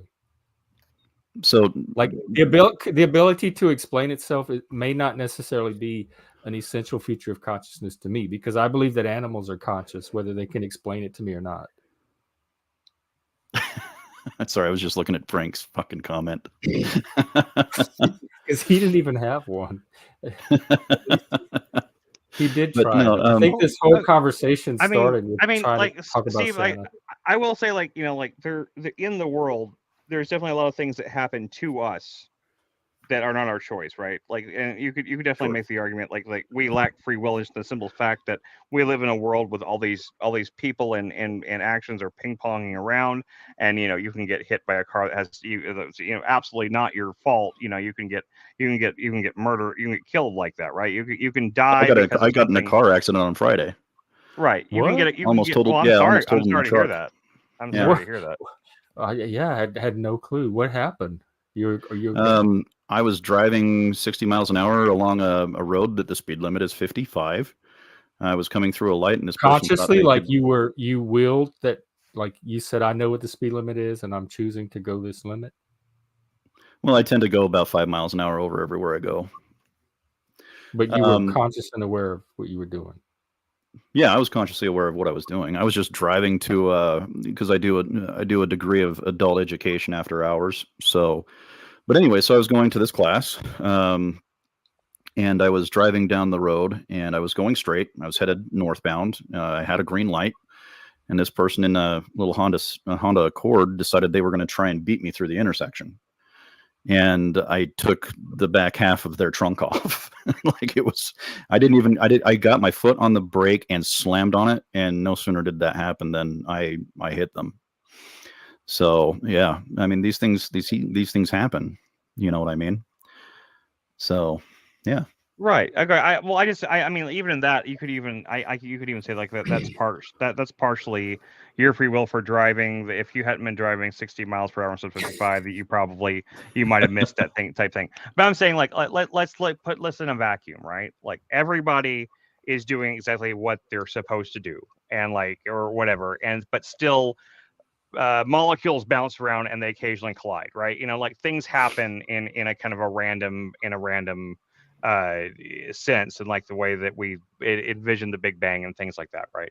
Okay, so like I mean, like just say in the world, like let's say that the world goes like that, and like there's things therefore that are outside of our actual ability to consider, like to will those things. Like whenever I fell yesterday, like I didn't make the choice to fall. My vertigo suddenly just like happened at that moment, and I had no ability to judge the distance of the step I was stepping off of. Therefore, I fell. So like that wasn't. What you're saying is you didn't have a choice in whether or not you had vertigo. Right. So I didn't have that. Okay, so that's not free will. Nobody talks about that kind of stuff when they're talking about free will. Well, I'm getting to a point though. You yourself, Steve, you've talked about some of the experiences you've had in your life and stuff like that, and like things where you've had like anger issues or something like that. I think you mentioned like you had some issues like where like there's things that I remember you talking about how like there's things that you told your wife and you wish you'd never told her those things, right? And you made the decision to do that. Like now these things happen to us, like we have these experiences and stuff like that. We can't control those experiences, but we can actually consciously choose how we deal with them and how we think about them and how we Yeah. process them. And like, see, like that's the part where I feel like free will really comes into it, because if you have a traumatic experience that happens to you that has like no matter how far I look back into the last few years of my life, and I am an obsessive like loop thinker about trying to figure out like where I went wrong, right? Like, where did I fuck up to make these things happen, right? And I can't find a place where I did, like, no matter what I choose in I could any probably scenario I help you run. find one.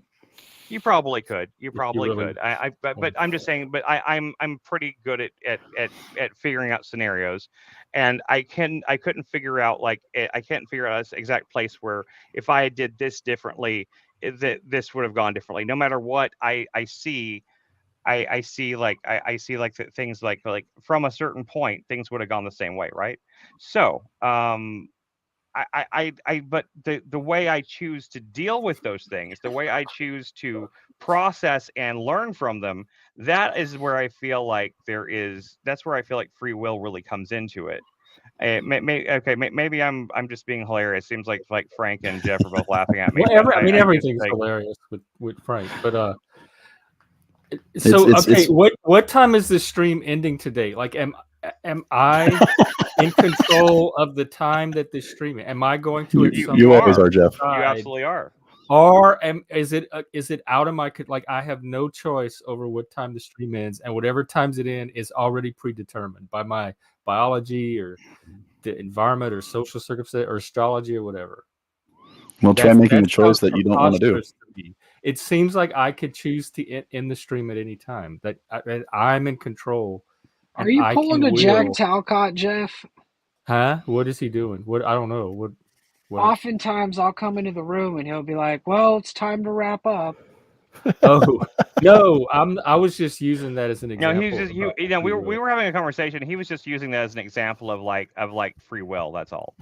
No, I'm not ready to wrap up. But when I decide to wrap up, whatever time that is, did I choose that, or was it chosen for me by the universe or whatever, the body?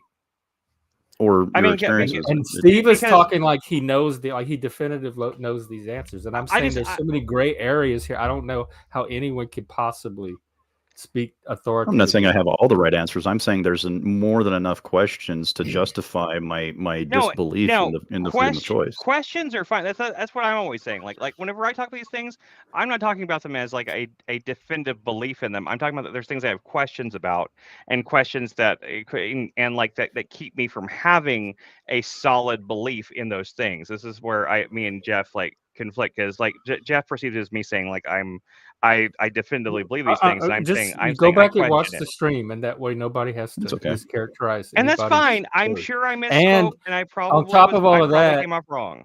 On top of all of that, more importantly, I want to hear from Moose about. Yeah, what's your opinion, Moose? Are you what's going on? Give us an update.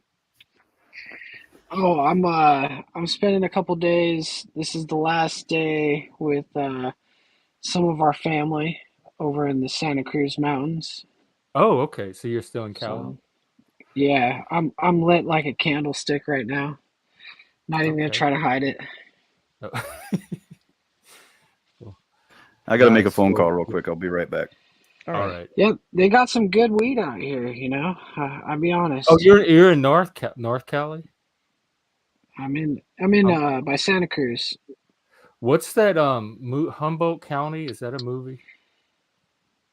There's a movie called that. Yeah. There's a TV show about it too, about the growers out in Humboldt. Is that the one with Mary Louise Parker? I don't know, but it's a freaky one. There's some people that go missing. Oh yeah, I know that's the Ozarks or something like that. Ozarks. Is that one with Jason Bateman? No, it's with Humboldt, not the Ozarks. Ozarks is like Kansas or something. I don't know. I just remember in terms of shows about people growing drugs. There's like weeds, and there's that one. It's the only one I've ever seen. I tried to watch Ozark. I just couldn't get into the first. I couldn't get into it either. It didn't appeal to me. I did try. Yeah, that country bumpkin thing wasn't for me, but I watched it for a few seasons. I watched Weeds because Mary Louise Parker was really hot in the first couple seasons, but the I show got watched really the shitty as first few well. seasons, but I don't remember anything about the show really. Like it I just remember her being. but I watched it every week. I remember her being like extremely hot for like a woman in her late 30s, early 40s. Like that's Is all I that the remember. one with was Rachel Harris her assistant, or am I thinking of a I think different it's something show? else. I think that's something else. It was mostly about her. It's either fat actress, Her husband died. Her husband Valerie died, Jones. and she started. It's got like Kevin McNeilin in it, or Kevin Nealon in it. It's like it's about like she starts selling weed. Yeah. Yeah. I definitely remember watching it. I just don't remember. I stopped watching. I stopped watching around season 5. It moved to Mexico at one point, and it got really weird, and I lost interest. Isn't that really funny? A lot of us have seen it, but like a lot of us don't actually know what happens in the show very much. I mean, I know what happened. I know what happened in those first 3 seasons. Whenever like it's set in the suburbs, but whenever it moved to like Mexico and stuff, I stopped watching it. So I don't know how it ended. Is that because of racism? Yes, definitely. No, it's just because it was too much brown on my screen. It was still mostly about white people. It wasn't anything through that. It just wasn't the interesting thing about the series was like the suburban setting and like how like it, like it was like this like it was all these like cookie cutter houses and stuff like that. And the ticky tacky that song that was the theme song. And then when it moved to Mexico, it turned into the a hot hardcore mom crime stopped thing. being hot, Chris, because she started sleeping with everybody. So MILFs. that's what happened. She was a Maybe MILF, so. and then she became a dirty slut, and then the show went downhill. No, seriously, go take a look at the running. Like you can look at it and see it clearly has a decline after she becomes a hoe. There you go. Go hoe, go broke. Go hoe, go broke. Which it's usually the opposite, right? Well, what do you have? Do you have an opinion on free will, though, Moose? That's our topic for the day. So he's high. Well, give it. Yeah, we can get the stoner. Yeah, opinion. let's get usually the right one. Dude, I totally believe in free will. I believe that we have the choice every single day to and every choice that we make shapes our destiny. I wouldn't be able to do the mental health work I do if we didn't have will and agency over our emotions and reactions and drives and impulses and other people, etc. Like that's why I'm trying to envision what the world of somebody is like that rejects free will. That's such a bizarre universe to live in to me because it's so counter to everyday experience. I mean, I see receives coming from in a philosophical sense, but but considering the stories he's told us and the things he's talked about on the stream before, I find it really hard to believe that he isn't leaving free will because it seems like he's exerted a lot of agency and a lot of free will in his life to do a lot of the things he's done. It just seems like he's on the phone. We're talking about him while he's. Yeah, I'm sorry. I'm not trying to talk about. I forgot he's not here. He can't hear any of this. I will repeat those. I would say philosophically, it seems rather murky to me, and I think that's where Steve and I are caught up. There's different philosophical presuppositions at work. Yeah, I agree with that. Yeah.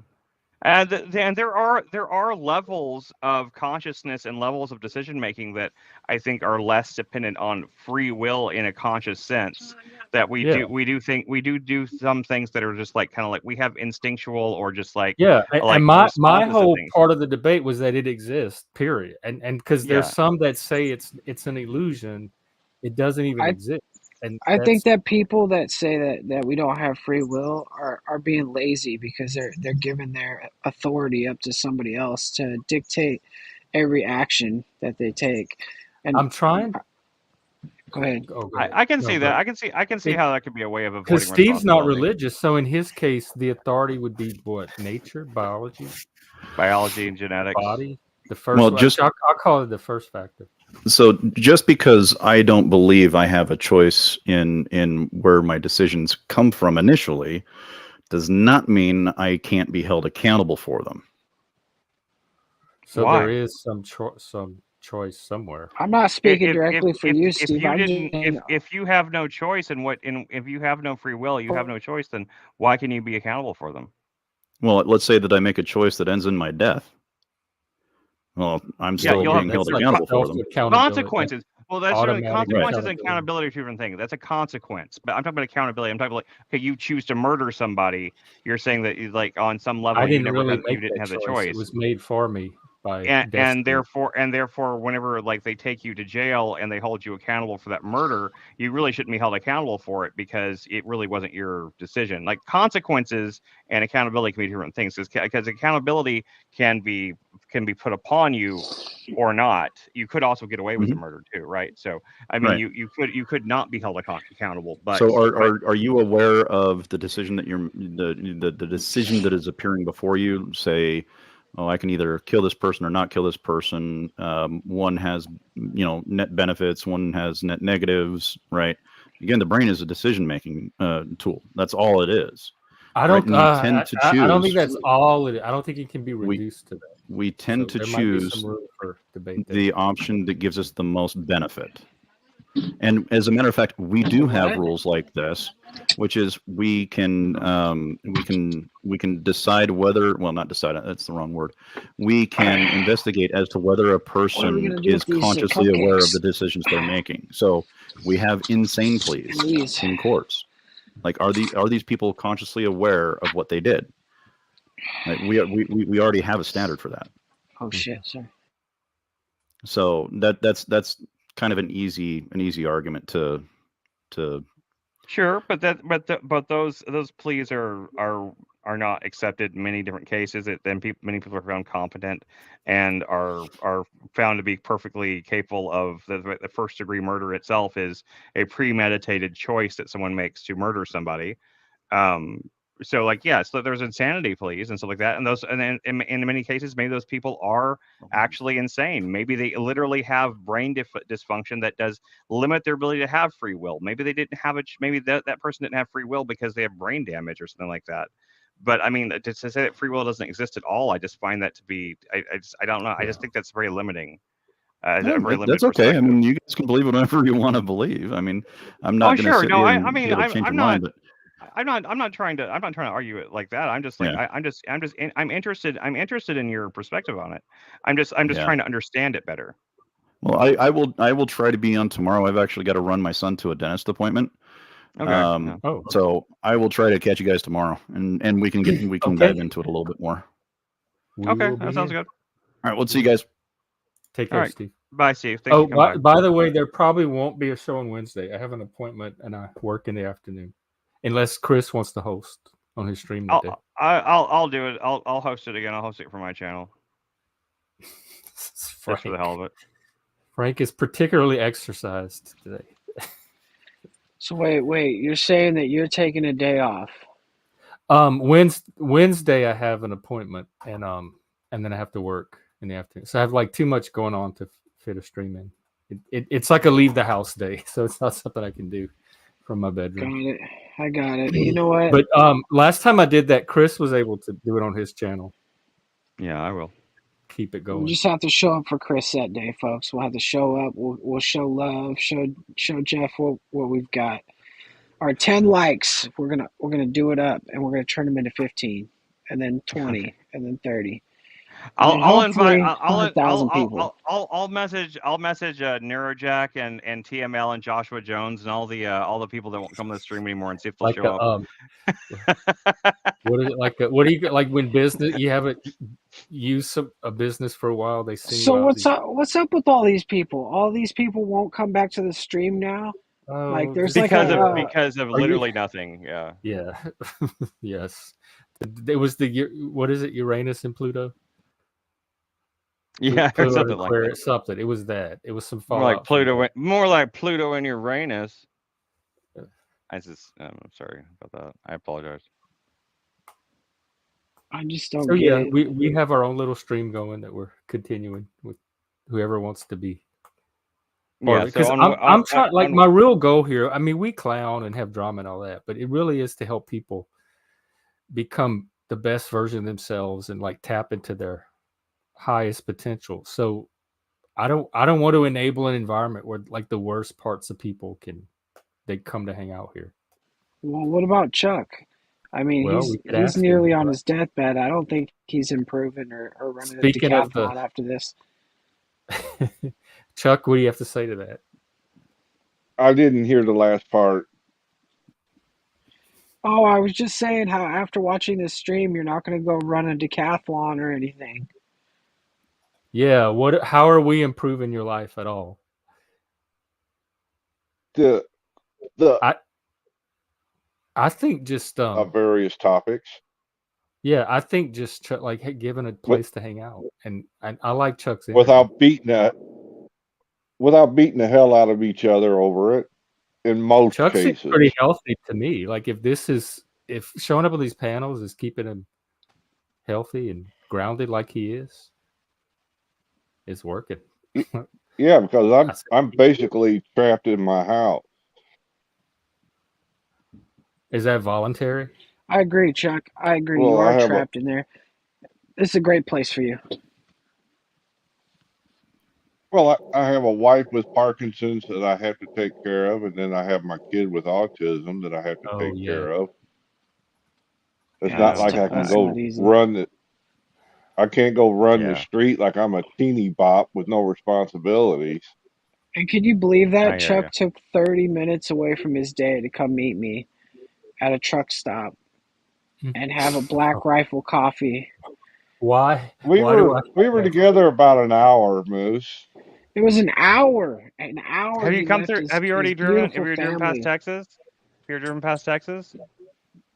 Have I ever, or have I done it this time? Have you already driven past Texas? Because you talked about coming by and I'm visiting. still in but- California. Still in California. Oh, you're still in California. So it's like, well, when you head this way, like, let me know, okay? I will. I will. I want to know why. You don't have to. God, like, Why did I will. Why did Chris and iFi get into a spat? They've been. Hey, what's going on with the iFi? He's mad again. Let's And not. iFi's in a I don't spat want to with talk about everybody. iFi. I don't. I hate the fact that iFi rules the conversation when he's not even here. It's just No. I was just asking a question. Was all. I didn't want to get into no detailed synopsis of iFi. I just trying to figure out what happened. I don't know. I don't. I don't It think that I started on said any. Discord that day that iFi was going off into the woods. Just don't talk about him getting pegged by his wife. That'll start a whole nother Yeah, I guess chain of people drama. are touchy. It's a sensitive area for people. Yeah. Golly. All I know is that like because I'm friends with Lib, that automatically makes me a trans commie, and therefore my name is Queen Christina. That's the extent of the thing, and I don't. So And it doesn't even. basically, because we're friends with Liberty Homes, we're now trans communist agitators or something. Just me, as far as I know. I haven't heard him say This anybody is else. iFi logic. Yeah. Try to decipher. I mean, dude, we're gonna need like the Da Vinci Code to figure this shit out. Yeah. Need some sort of like master like a decoding device. What they call that thing from World War II, like the Enigma machine. We need like an Enigma machine to decode his So you're his saying gayness wears off? Contagious? What? I don't know. I mean, I just think it's hilarious that you think that's a way to troll me. Like I just think that I just think it's funny. The one day, but the last time he was on the stream, I was like, yeah, we should like let's just drop him with the panel because he was just. I mean, he's still welcome back on the panel. He is welcome on the panel. We muted him from the chat because he was being a dick in the chat. But he's still welcome to come back on the panel anytime he wants to. It just gets boring with him. He repeats the same. I would even consider unhiding him from the chat if he has something constructive to say. But the thing about iFi is he comes here at his worst. It's like he deliberately brings the worst part of himself, no matter how many. Because I've seen what he's capable of, and no matter how many times you try to foster it in that direction, he just insists on showing you his ass every time for some reason. And I don't want to enable that. Yeah. I'm trying to do the opposite. every time he's on the show, it all becomes about him and people arguing with him, and it's just boring because he never makes any new points. It always goes to conservatarianism and all this stuff like that. And just like we've heard it all before 1,000 times. It's not fostering new conversation. It's not moving anything forward. So I mean, like we just like that one day I was like let's just like take him. Let's just put him in backstage him. Because like he got so butthurt. He was like there those Nazis. He did the same thing that everybody he does. said we banned him, and that is not true. All I did was hide him in the YouTube comments. Yeah, and backstage him, and he did the same thing that one of these.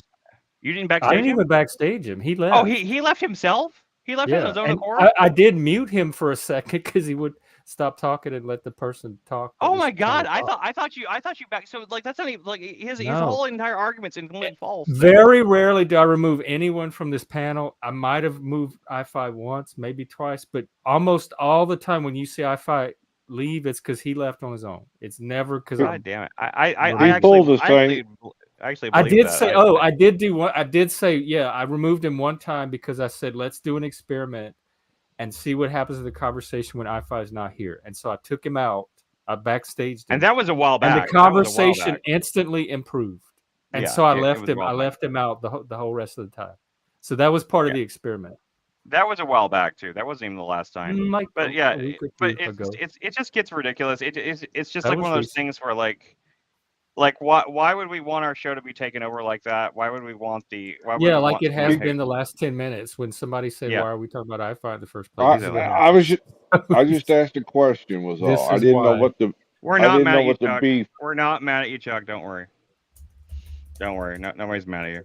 You're one of the Chuck's good ones. the only person I know that's been thrown out of almost every single panel. He's not worried about it. He does it on purpose.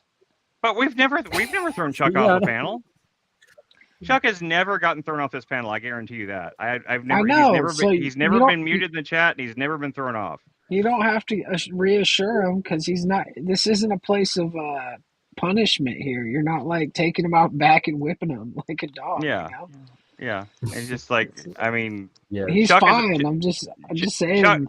Chuck makes occasional jokes that are really funny, and he contributes good things to the conversation. I think he's a valued member of our community. I have nothing but nice things to say about Chuck. Chuck is very similar to like Rob Schneider. Like he says a one-liner that really hits, and like it'll stick for like the whole show, and then the next show. And then it fades away, and you're waiting for that next one-liner. Okay. I've been accused of that. I like this idea, Frank. I would do one. What's it say? A pajama party, a stream party. Oh boy! Everybody, if you show up, you have to cam up and have your jammies on. This pretty much it. This is what I sleep. I sleep in my regular clothes. I do too. I sleep in t-shirts and boxers anyway, but I would come up with something. I don't wear jammies. Sexy. Yeah, me too. Chuck sleeps with his 45. The closest thing I'll do is I will sometimes sleep without a shirt on. That's about it. That's close. I have a serious like PTSD anxiety attack thing about not wearing jeans. I feel like if I'm not wearing jeans and something happens, I feel like it's like extra time I have to get ready to like run to the hospital. So you sleep in your jeans? Yeah, because it's because of all the time I spent with like I didn't sleep for ages because like I was worried about Lindsay like wandering out of the house and stuff like that. So I was always clothed and always ready to like go at a moment's notice. I slept very lightly and I barely slept at all for like 2 years. And so like I have like this like I have this if I try to sleep without pants and sometimes even without a shirt unless it's really hot, I can do it just because like it's just too hot. But like I get anxiety attacks about it. I can't sleep. I can't sleep like that. I have to feel ready to go at all times. And the firefighters of the world probably appreciate people like you. Because if you died from some random heart attack, they wouldn't have to go in and look at your schlong. You know what I mean? Just the morticians. Yeah. I'm just saying, you're doing the world a service as well. Like, it's bad enough they'd have to collect you. when I used to not wear pants, still used to wear like underwear. I never slept nude, but You weren't pulling like a Ron Jeremy. I can't sleep nude. I can't. I can't I've sleep never. nude either. Yeah, All that air. I've tried. Well, it's I too much tried open before. space. Yeah, I just like everything's just kind of like because I move around a lot in my sleep, so like things get like shifted in ways that are uncomfortable. So I can't do that. Yeah, me neither. Okay. Hey, Reddington. Hey, yeah, what's up, Runnington? I haven't seen you today. Anyway, I guess we're kind of wrapping up now. It seems like then. All right. Speaking of Ron Jeremy, we're about to wrap this up, folks. So if you could hit that like button, share, subscribe, and just remember that one of these days Jeff is not going to be here, and he's got better things to do. Life goes on. Chris will be holding the channel. On Wednesday we will do the show on my channel. I posted it in the chat just a little while ago. It's just youtube.com/@satiriconoclast. You can just go there, and that's where the show will be on Wednesday. We did this about 2 months ago, so it'll be just like that. Yes, it'll be the same just show. like that. If you've done it 2 months ago, you're doing it again. When is it? Tomorrow? Wednesday? Wednesday. So yeah, we'll be here tomorrow. Regular. We'll be here tomorrow. And Chris will be there at the regular time Wednesday too, just on a different channel. Right. I'm going to the fucking zoo tomorrow, so maybe I'll show you some monkeys and shit while I'm there. Oh, Frank will enjoy that. Frank, yeah, that'll be cool. It'll be like a little reunion. Yeah, that's a good plan for that. I'd like to see that. And besides, I already restream the show on my channel every day anyway. So like, I mean, like some people actually for some reason watch it from my channel. I don't know why. I have like 3 viewers on each stream. I don't know who does it. I guess the people that don't want to come back to Jeff's channel for some reason. It's really dumb, but anyway. Because they're gay haters. It's already there. It's already there. If you guys want to, if anybody wants to go and watch the show from there, you're welcome to.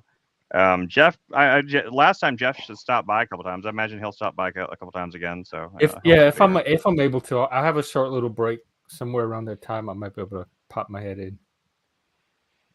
Yeah, maybe on my phone. Just to make sure Chris is doing a good job. I see. Hey, I think of it as caring, not as like Big Brother overlord. Yeah. That's what they say in business. They always tell you they're family, and then all of a sudden it's like, well, here's your last paycheck, son. Yeah. Oh my God. Paycheck. I don't get paid. I've been by that so many times where they have you. I don't get paid for this. Tight, close team.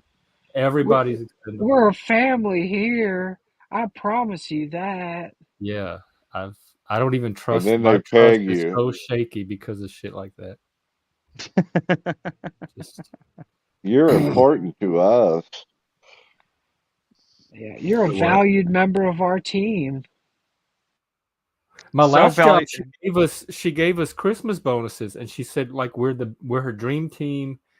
We're the best team she's ever had. We're the team that she dreamed of putting together when she first set out on this thing. And then like a few months later, she was firing me.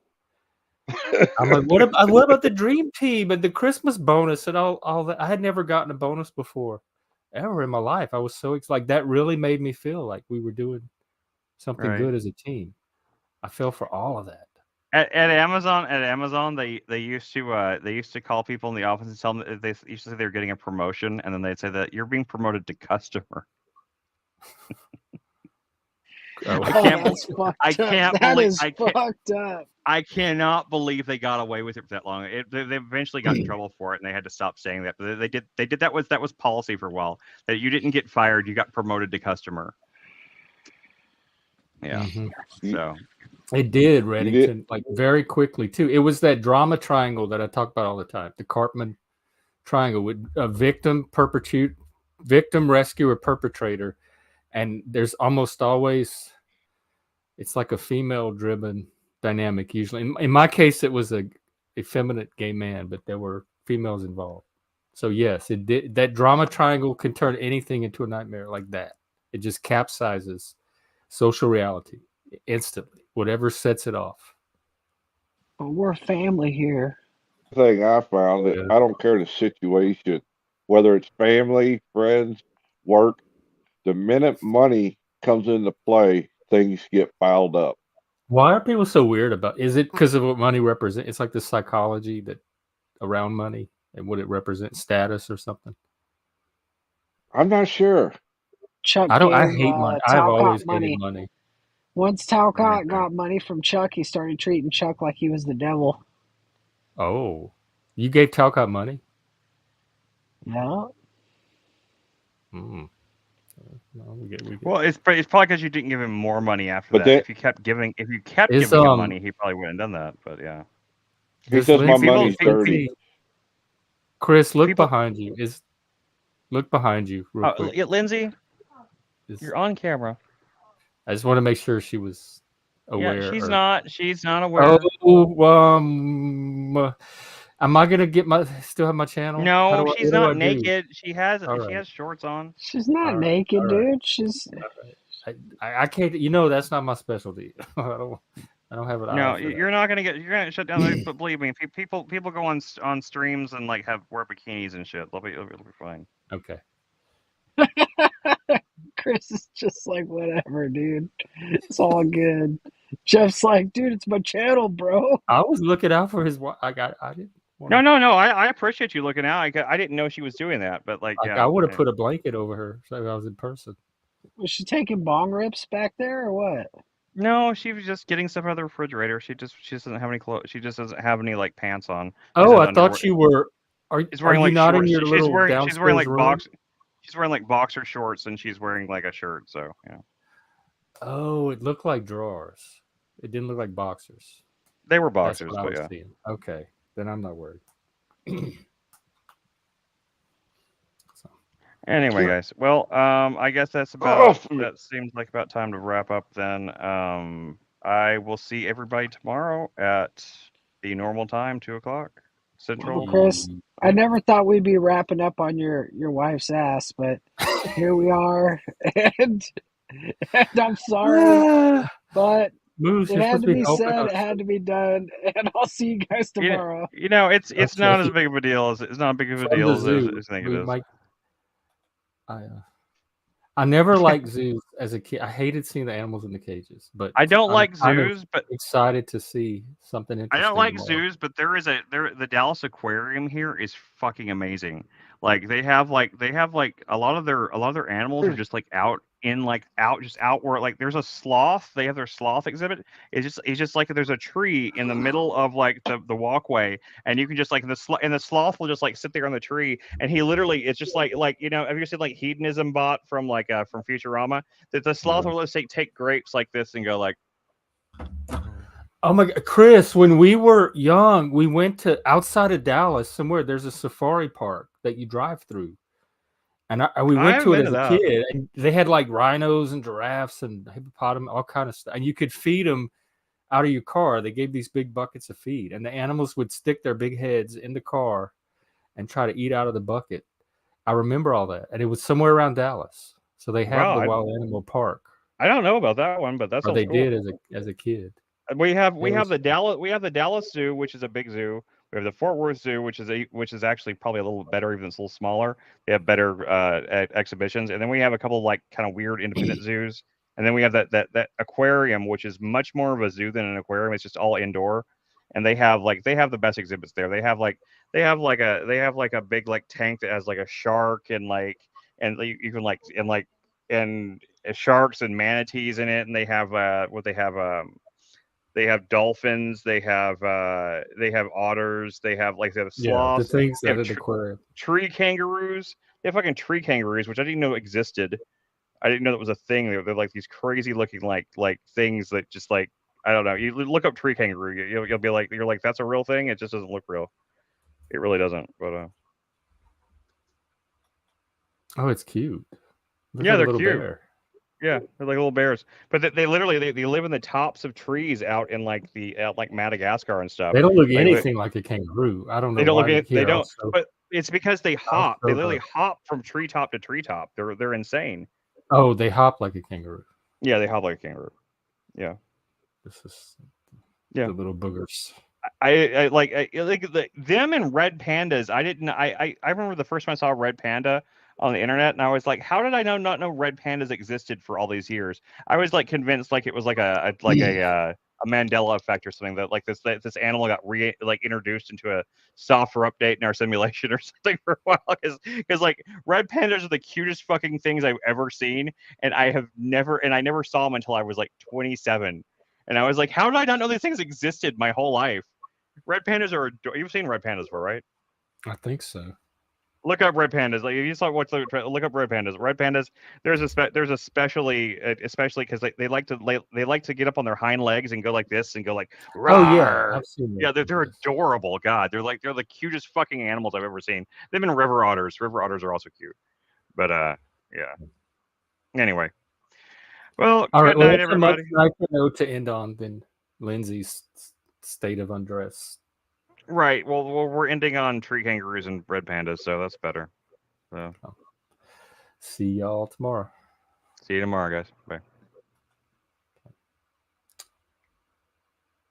And are coming on the Discord with us. I'm sure we'll do something.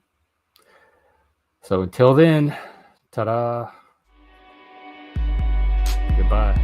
Arrivederci. Peace out.